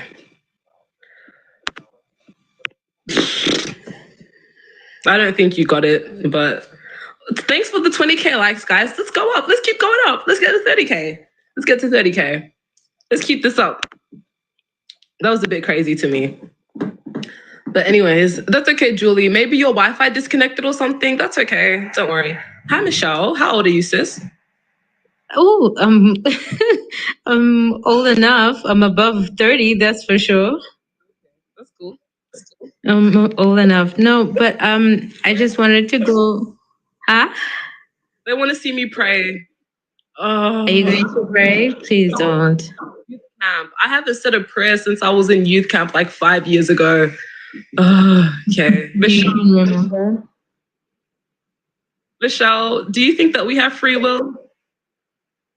I think it's a lot deeper than that, because if we go back to the beginning of creation and the way it was explained to us, what exactly is free will? Because if we understand that there was Adam who was there in the garden in the chapter. I'm not sure what your name is. It just seems to be a bunch of emojis, but thank you so much for the heart puff, guys. Please keep tapping that screen. Tap that screen. Anyways, sorry, what were you saying? Yeah, so in the beginning, with Adam in the garden, I think like the first few days that he was in the garden before Eve was created, he was by himself doing mundane tasks. So was that his free will being expressed? No. Then Eve comes into the picture. They eat of the fruit because they were tricked by the devil. And it is at that point that they get free will, if I get it correctly. It's from that moment that they're able to choose what they want to do, yes or no? You understand the Genesis story, but what basically happens, they don't necessarily gain free will. They gain the knowledge of good and evil, which would also be a paradox as well, because you can talk about how they didn't know that it would be evil to even eat the fruit in the first place, because the tree is called the knowledge of good and evil, not called the knowledge of free will, and etc.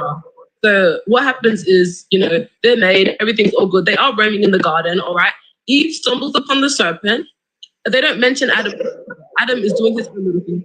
It's a very short story. I can actually read it to you guys if you want. So Eve, stumbles across the serpent. The serpent says, God told you that if you eat the fruit or whatnot, you will surely die. But do you know this or whatnot? So what basically happens is she goes and then she eats the fruit. She gives a piece to Adam, and then, God finds them and he's like, why are you guys covered? And he's very upset. That's what happens. Venus, sorry to cut you off, but then at what point is free will expressed? Is the free will before they eat the apple? Is the free will when Adam was doing mundane tasks in the garden? At what point is free will expressed? I don't think that they have free will, to be honest, because as I mentioned to you before, God has just made these people, and God knows that people are going to disobey before he even makes them, and he could have made them in a way where they don't.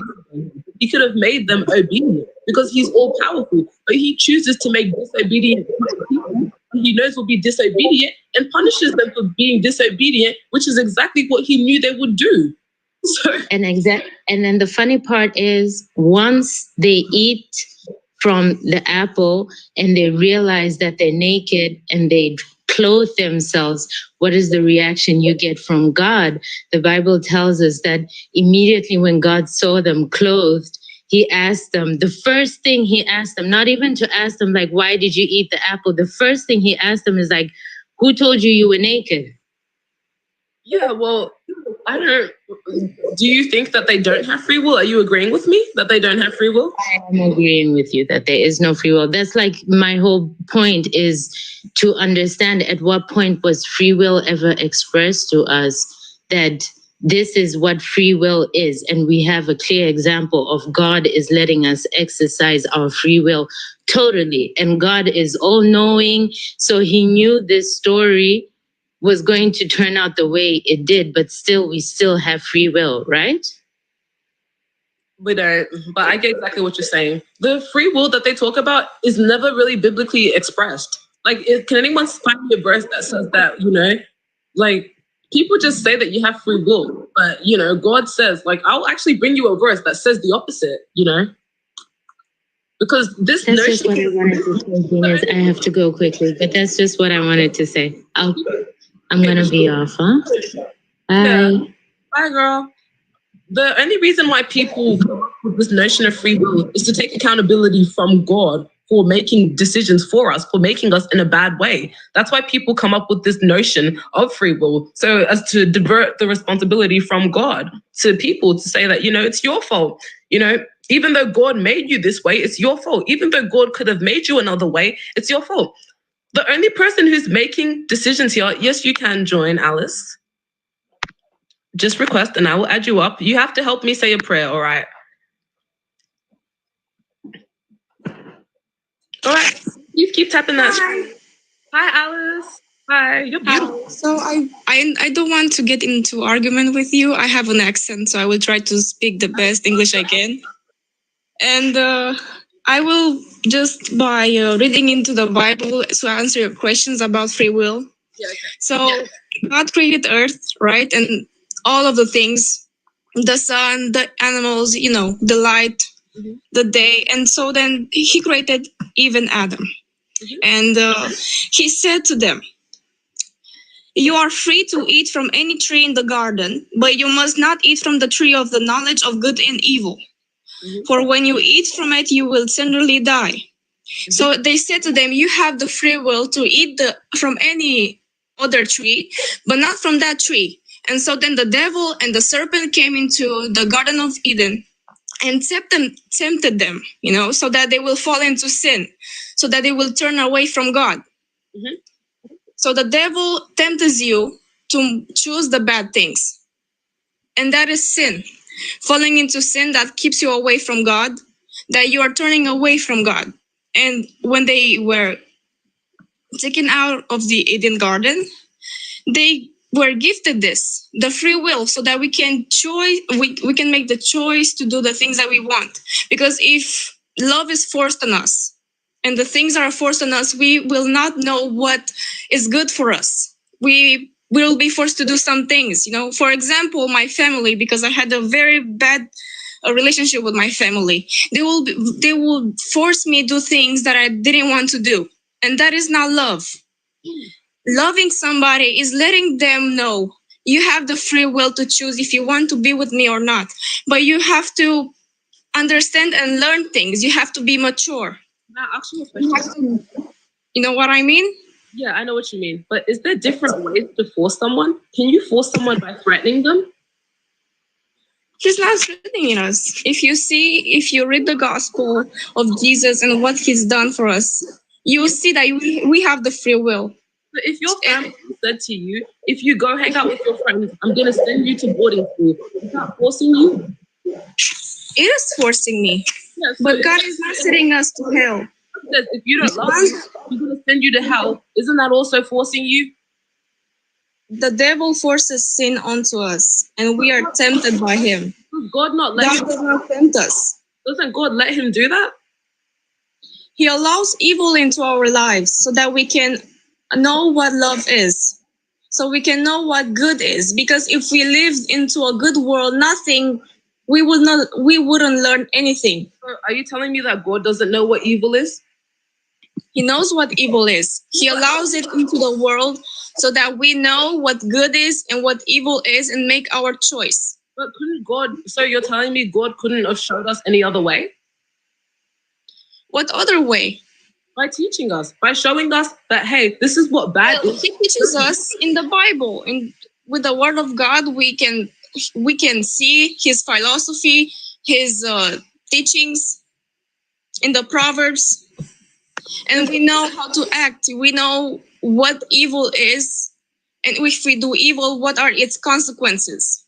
Well, my problem with this, Alice, is that there's different degrees to evil. Do we really need to have people dying every 5 seconds for us to know what evil is? Do we need to have children getting brain cancer to know I know what you're saying.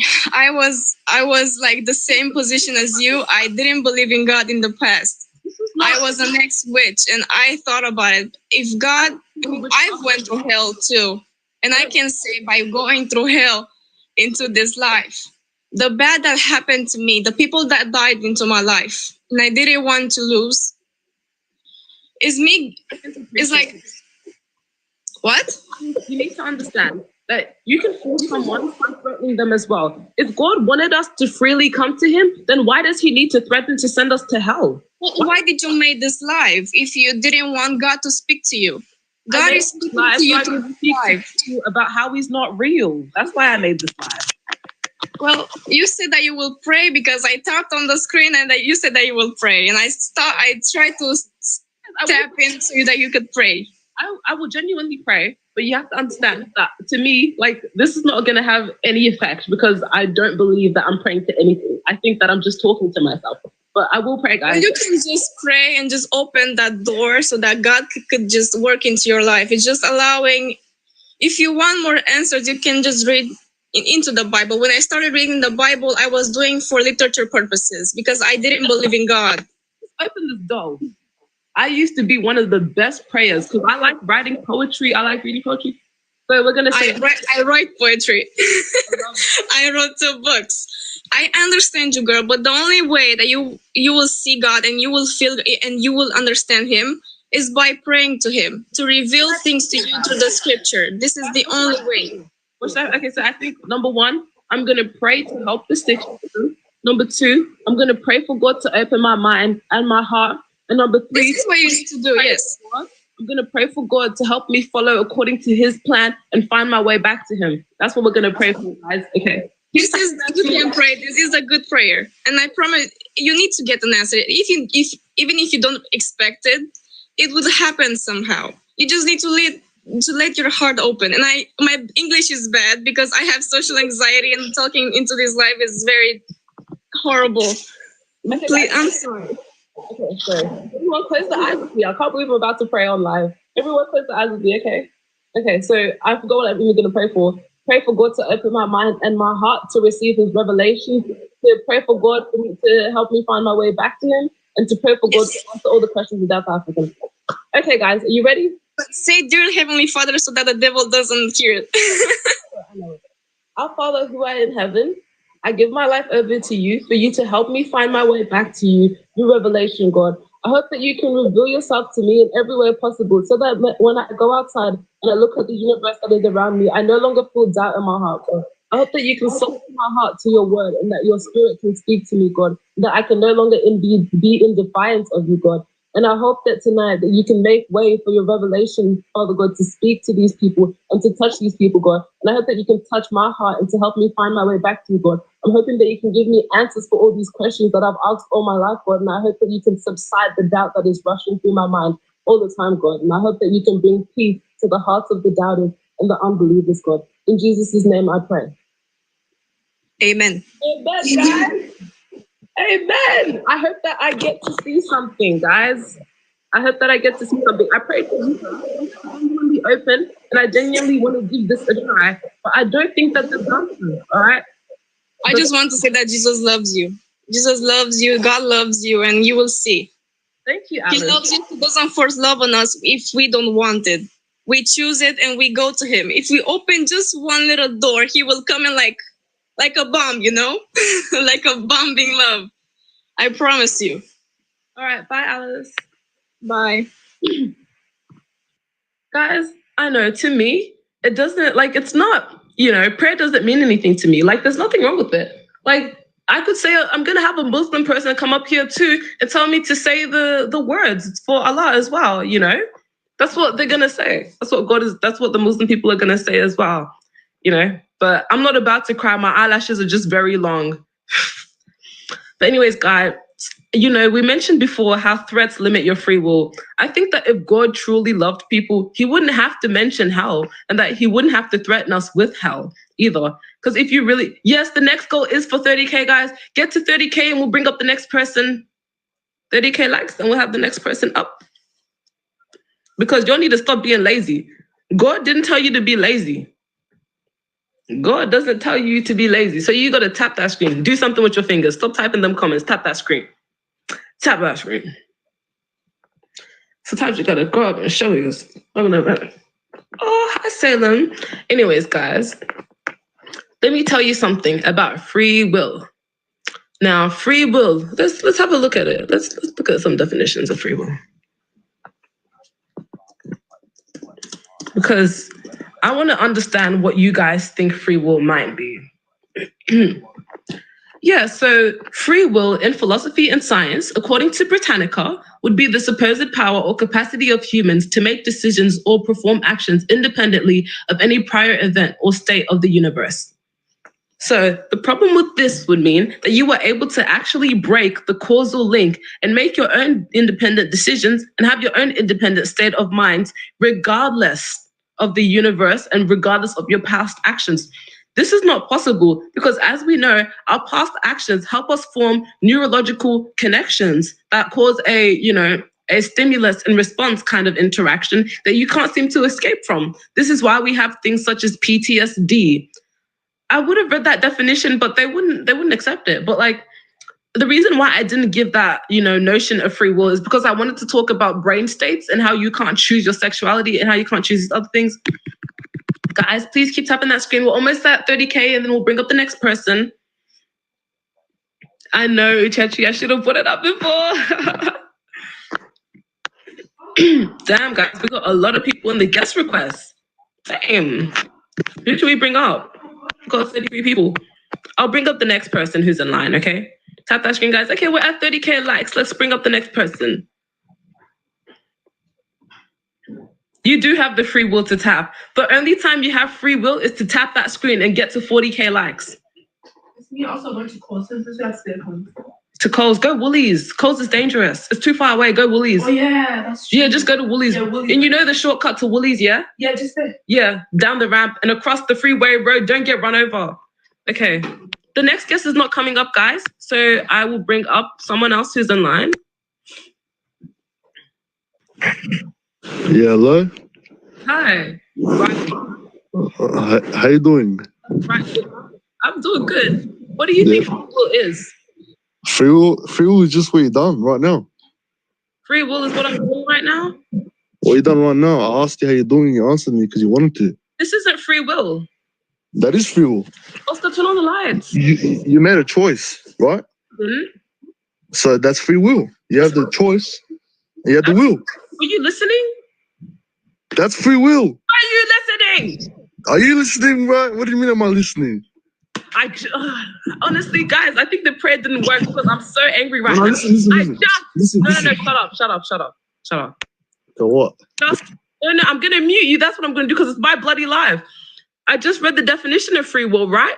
The supposed power or capacity of humans to make decisions or perform actions independently of any prior event or state of the universe.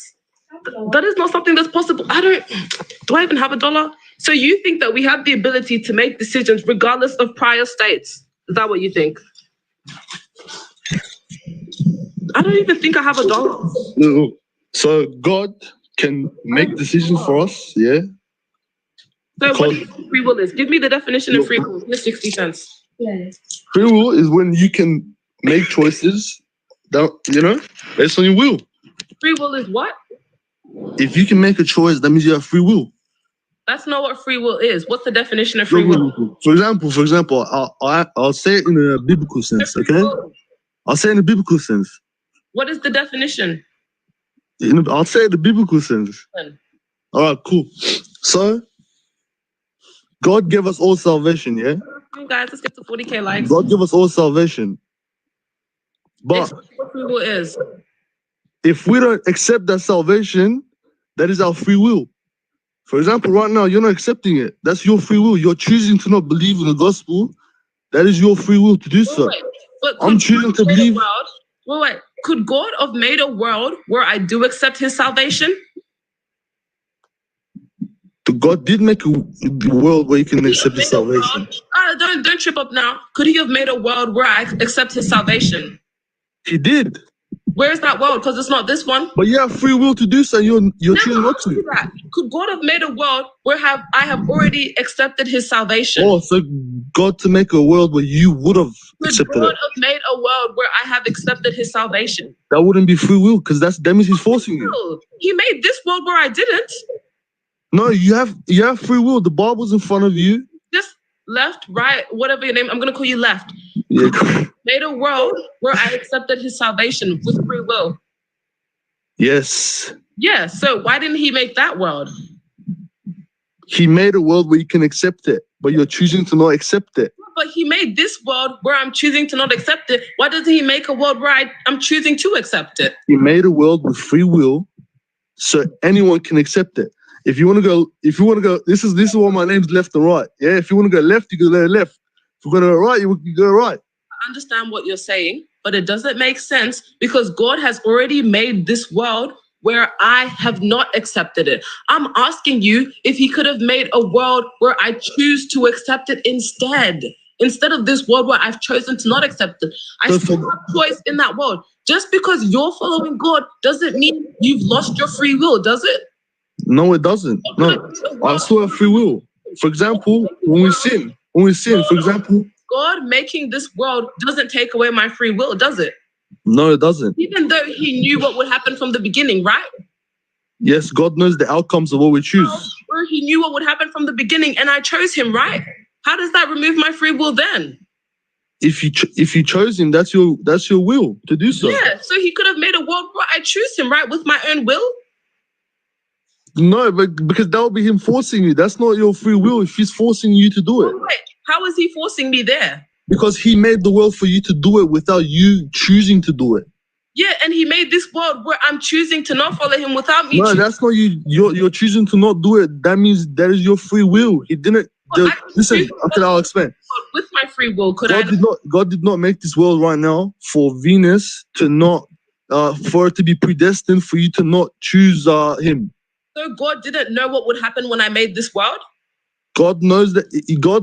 God gave you free will. So right now you could accept him or you could not accept him. I choose to accept him right now with my own free will. Yes, that is your free will. You can do it. So if God made a world where I chose to accept him, that's not removing my free will. Because he made a world where I didn't choose to accept him. What would be the symmetry breaker that would remove my free will from that world? That would mean that's a greedy God. That's not a good God if God meant. So where is my free will being removed in that world? Because then that means God made a world so we can do what he wants always. Yeah, but what's wrong with that? Isn't that perfection? How is that a good God? Okay, but that's not talking about. Then that would be God's simply. That would be. He exists, so I don't think that he's good in the first place. But the whole point is that you said that I wouldn't have free will in that world. Why wouldn't I have free will in that world? Because if God predestined for everyone to just believe him, that means he's doing that of greed. But doesn't he? That would be greed. He wants us to believe him, but that is our choice. Doesn't he predestine whether anyone's gonna follow him or not, anyways? No. Not always. No, not always. For example, of course, some of the prophets in the Bible, yes, he gave them revelations, but that doesn't mean everything is the same. Whether we're going to follow him in this world. Pardon? Does he know whether we're going to follow him in this world? He gives us a choice to do so. No. Does he know what choice we're going to make? He knows the outcome of what the choices we can do. What choice we're going to make? But there's not only one choice. That's the thing. Know what choice we're going to make. When we make it, yeah. So does he know before we make it? Does he know before you make it? Yes. That's an interesting question. Does he know before you make it? You know what choices you're gonna make. It's a simple question. Yeah, but that's also based on my free will. How is it based on your free will? Because that's my choice. Just because God knows doesn't mean I cannot do it. Your choice to what? God can know that I want to do something, for example, but that doesn't mean I'm going to exactly do that. I could be thinking of, for example, I could be thinking of driving my car right now, but I can choose not to do that. And that's still okay, because that's another outcome that God also knows. It doesn't mean there's only one outcome to what God knows. You're going to choose to not do that? Pardon? Does God already know that you're going to choose to not do that? God knows the outcome of the different choices. God knows that you're going to choose to get in your car right now. No, yes, when I make that choice, he'll know, yes. He doesn't know it before you make it? I just said he knows of different outcomes. So it's not only one outcome.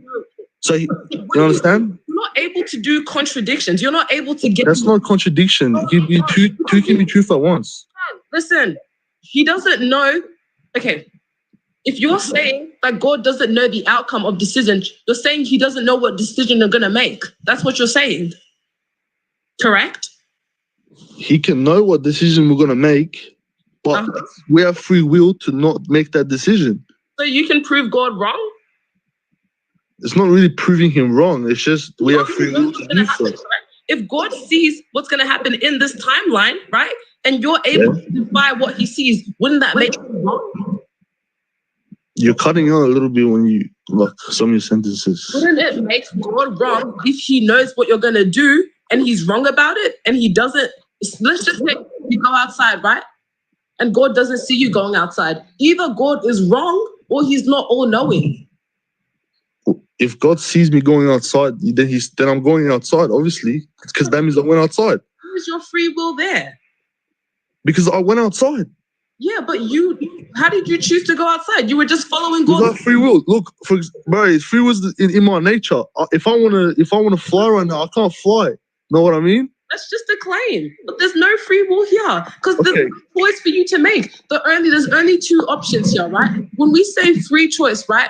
I'll give you an example. I have 4 cupcakes in front of me, right? I can eat the blue, pink, purple, or yellow one, right? And I choose to eat the yellow one, right? But God knows that I'm going to eat the yellow one. So I don't really, the feeling that I can eat another one is simply an illusion because God cannot be wrong. So I'm going to do what God sees me doing, correct? But does that mean that God wants you to do that just because you're going to do it? It means that God wants me to do it because God has the ability to make a world where I don't do it, and he makes a world where I do it. But then that wouldn't be free will, right? Because then that means he only gave you one outcome, not 2 outcomes. This world instead of the other world where I do something else. Then that would be one outcome. He made a world where everyone can do what he wants you to do. That makes no sense. What do you mean by everyone can do what he wants you to do? You said if he created a world where you chose the pink cupcake, that means you're doing what he wants you to do. That would not be free will. But he made a world where he gave you 4 cupcakes and you can pick one of these cupcakes. That is free will. I pick one of the cupcakes that God doesn't see me picking. He can, of course he can see you, but that doesn't mean you can't pick one of the other ones. Okay. If God knows I'm going to pick a yellow cupcake, can I pick any other cupcake? Yes. So I can pick something. Because that would be multiple outcomes. There's not only one outcome to everything. But God knows what outcome you're going to take. Are you saying that there's parallel universes? But again, I just said just because God knows what you will do doesn't mean you don't have free will either. It's not just his knowledge. It's the fact that he made this world knowing what would happen. He chose to make this world as opposed to another world. God has, before he even made anything, there was a billion different worlds God could have made, correct? No. No, so God is not all-powerful then? Of course he's all-powerful. What do you mean? He made this world for us, the humans, to live. And yeah. So there's a billion different other worlds God could have made, correct? I don't know about billion other worlds because he hasn't made billion other worlds. It's not about the number. Or what other world can he make? There's a world he could have made where I decided to get my hair blue instead of purple. Then that means you wouldn't have free will. Why wouldn't I have free will? Because that means that's God's choice and not your choice. Yeah, but how isn't it my choice? Because you said he made you make blue hair. Yeah, but he made me get purple hair. No, he didn't. You chose that. You went to the salon. The difference? I didn't go to the salon. My sister did this. All right, well, yeah. You told your sister to do it for you. What's the difference between that world and this world? You said that world, God made you get blue hair. Okay, God gave me the choice and I decided to get blue hair in that world.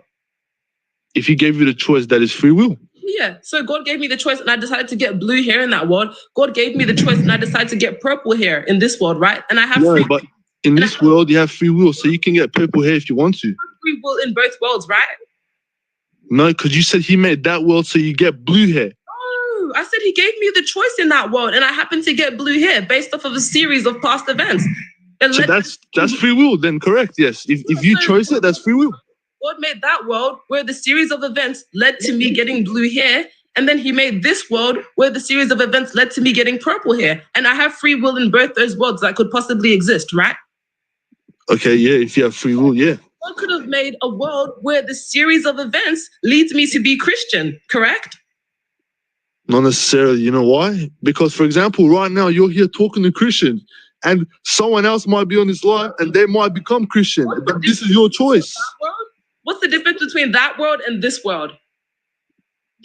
A world where you make different choices. Yeah, where's my free will lost in that world? Because that's your free will. You're making different choices in both worlds, right? So you have free will to do so. Yeah, God could have made a world where my decisions lead to me being Christians, correct? God could have made a world where your decisions need to be a Christian. Mm-hmm. But is that because because he's forcing you to be a Christian or not? Forcing.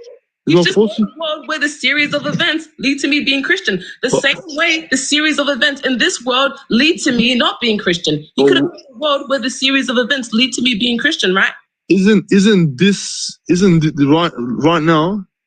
Can't this series of events be something that makes you Christian, but you're choosing to not become Christian? That doesn't make any sense because that would imply that I have the ability to go back in time and control all the past events that I have now. No, the future events as well. Because right now, if you made a decision to be an atheist, and then you said, "Let me go on live and let me talk to Christians," then how am I supposed to know what past events would lead to me being not Christian in order to change them? Why do you need to know the past events? I have the ability to change my decision to be the past events. The things that make me not Christian right now is based off the causal chain of events. Are you telling me that you can defy the law of causality and all the other things that have happened to you in the past that made you the person that you are today? Are you able to defy that law of causality? I can't change that, but I can have. But the thing is, the series of events, I had choices in those series of events. What choices did you have? For leading to all those events, it wasn't just God that made those events. That means I had free will in those events. For example, if one day I decided to choose to go clubbing, instead of going to church, this and that, I had free choice. I had free will. If I went to church, maybe then I would have stayed a Christian. Correct? God knew that you would do that. Pardon? Did God know that you would choose to go clubbing instead of going to church? Yeah, because you're gonna do it, right? God knew that you would go clubbing instead of going to church. Could God have made a world where you go to church instead of go clubbing? No, because that means you wouldn't have free will. Where's the free will being lost? God made this world where you choose to go to club. Okay, so if you lose free will in that world, then you lose free will in this world. But why is it that God done that if you had free will?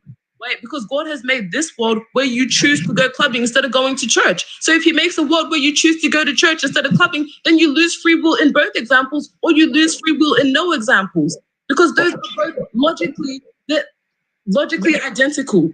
You have the choice and you choose to go to church in that world and you choose to go to church in that other world. And then free will in both worlds. Yeah, you have free will in both. Okay, so what's the problem if we have free will? The whole problem is God chose to make this world where you go clubbing instead of going to church instead of that world. So, But I thought you said we chose to do it, so that means there was free will to do it. because he made this world as opposed to the other world. Whatever God wants, he is all powerful. Whatever he wants, he can achieve. God, Yeah. Do it, but that doesn't mean we also don't have will to do something. God made this world where you choose to go to the club instead of church, as opposed to a world where you went to church instead of the club. He made both of these worlds equal. So he didn't want you to go to the club. It seems that he wants you to go to the club instead of church. Otherwise, he would have made a world where you don't do that. That means that God just makes us do what he wants. That's not free will. Man, do you have the ability to defy God? I can make choices, correct? I can make choices, but that doesn't mean that God doesn't also have power. God has power, but I can also make choices. That prove God wrong. What choice do you have to make other than listen, you making? It's free will for me to make choices, but God also has power. What free will do you have? Listen, if God just made me believe in him from day dot without no nothing, that would be me just getting forced. He did that. He's not saying that. I'm not saying that he made you from the get-go. I don't believe in this notion of free will, because you don't have the free will to go against what God sees you doing. So you don't think we have a choice? The choices that you think you can make are simply an illusion. They are just options that you are considering. But at the end of the day, your actions are going to mean something. Your actions are going to follow a specific path, right?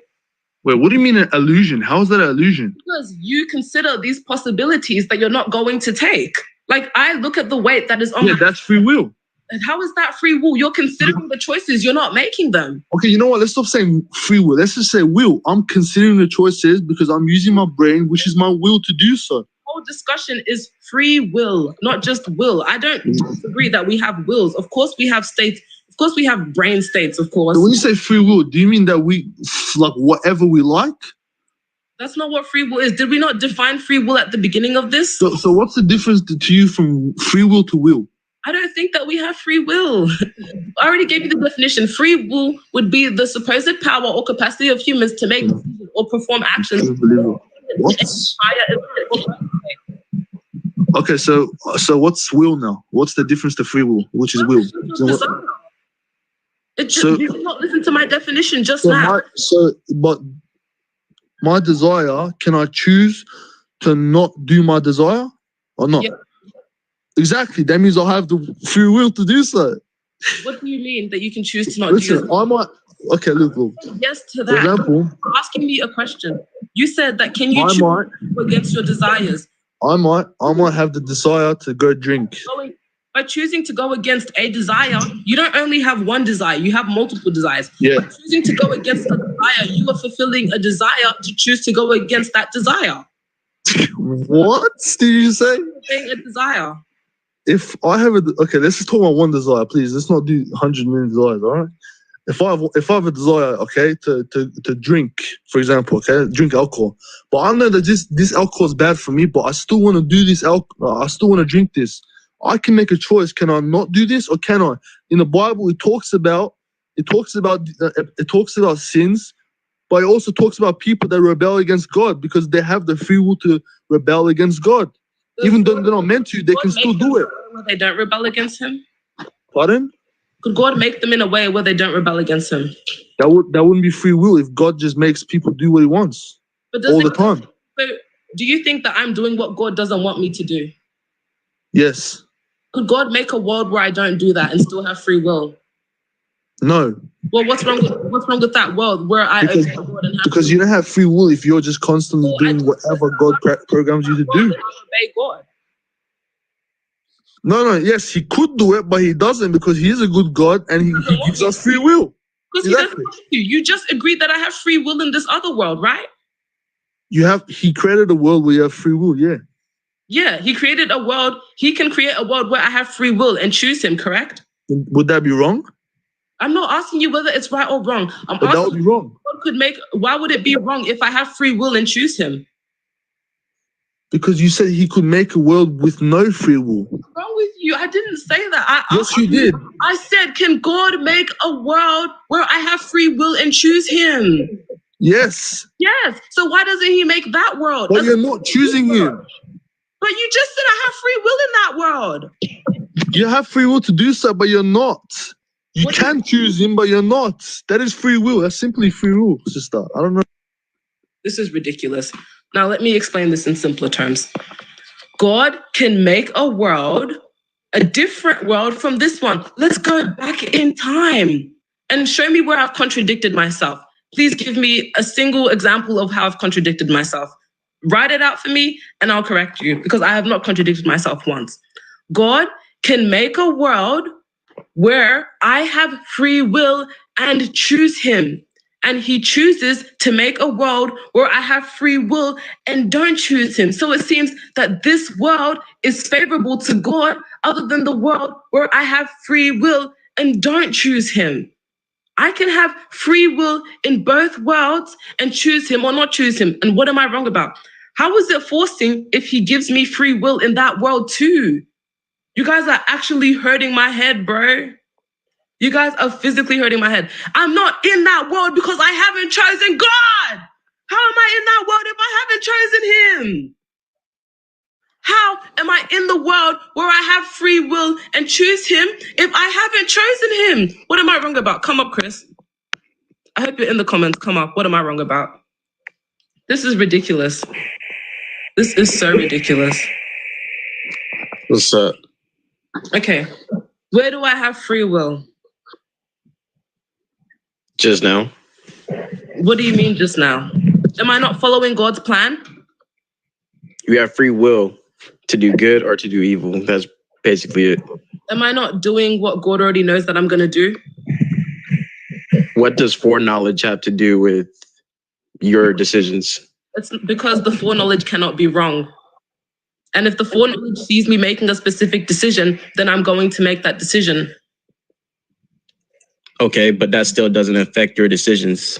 That doesn't affect my decision if this foreknowledge existed before my decision existed, and this foreknowledge dictates that my decision would follow this foreknowledge. How does God being right affect your decisions of the present? Because I can't do anything that proves God wrong.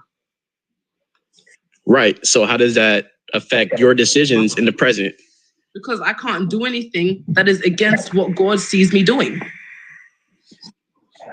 Against what God sees you doing, but you're the one doing it. You're present. Yeah, I am present, and God has already laid out a pathway for me. So no matter what I do, know that's where you're wrong. He didn't lay out anything. Your decisions are where he already sees it fit. God doesn't know the future.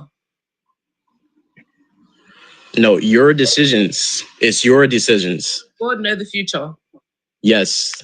Yes. So God already knows what decision I'm going to make, correct? Yes. Yes. So can God be wrong? No. So God knows exactly what decisions I'm going to make, correct? Yes. So do I have the ability to prove God wrong? Nope. Okay, so I'm going to do what God sees me doing. So everything I'm doing now is... No, you just jumped to a conclusion. No, your decisions are based off you. Like when you make that decision, God already seen it. His foreknowledge doesn't determine your decision. He cannot be wrong though, right? No, he cannot be wrong, but that's your decision. His foreknowledge does determine my decision because by him knowing exactly what's happening, by him knowing exactly what's going to happen and him not being able to be wrong, I'm not able to do anything other than what he sees happening, correct? Right. Yeah. So there you go. Where do I have free will in that instance? You have free will to make the decision. What decision? Whatever you're doing, you have the decision. To do, what do you mean by decision? Whatever, like the foreknowledge, like what were you saying? You have the decision, right? The decision to do what? Okay, like let's make up a scenario. Make up a scenario and I'll just tell you. You can make, I've just make a scenario. Give me an example. Okay, doing a backflip, I guess. You have the decision to do the backflip or to not do a backflip. Why would I have a decision in that if God already sees whether I'm going to do a backflip or not? You just made the decision to do a backflip. Yeah, but does God already know that I'm going to do a backflip? Yes, but what does that have to do with you not doing a backflip? The point of a decision is that you have the opportunity to make another. The whole point of a decision is that you're able to do otherwise, correct? Yes. Yeah. And able to do otherwise would mean And that is free will. You just proved that you had free will. The whole point is that we don't have that option. So you just said that. You just said that. I just said what? What did I just say? You just said that we have the option to not do a backflip, right? No, I didn't say that. You I said just said that. we had that option. I said that if we did that, this would be going against God's foreknowledge. My whole point is that you don't have the option. The whole point of a decision is that there are two options that you can make, right? Right. One of these options in this instance is not logically possible because in this instance, God sees what I'm going to do. No. It is logically possible to do one or the other. I'm sorry? It's logically possible for God to be wrong. Because that means that I have made the other decision aside from what God sees me doing. Those are the only two options here. God, what God sees me doing, and then what God doesn't see me doing. And if God cannot be wrong, then I must do what God sees me doing, correct? But it's not logically impossible to have two different options. So are you saying that there's a multiverse? No, I'm saying you have choices, but it's not logically impossible to have multiple choices. That's what you're arguing. What is a choice? A choice is an ability to do otherwise, correct? To do one or the other, correct. I don't have the ability to do the other because the other would prove God wrong. You do have the ability to do the other. I have the ability to prove God wrong, do I? You have the equal ability to do both or to do one or the other. Ability to prove God wrong. God can be wrong. God can't be wrong if it's in the future. He lives outside of time. So can I prove God wrong or not? Can God be wrong? No, because he knows what you're going to do. Okay, correct. It's logically impossible to do choice here because to do both. Options. I either do what God sees me doing, despite these other things that I think I could do because I can't actually do them. I just think that I can. You said you can't do them, but you can. I can visualize me, so I can do what God sees me not doing. No, that's where you're wrong. You can equally do both. You can equally do both. You have a choice to make. You're saying your argument is basically saying if I choose something that God didn't choose me doing. Can I prove God wrong? No. Okay, so I'm going to do what God sees me doing, correct? Where is the choice? No, your decision God already seen. So therefore your decision is basically independent of the future. There is no decision here because as we talked about, a decision or a choice is an ability to do otherwise, correct?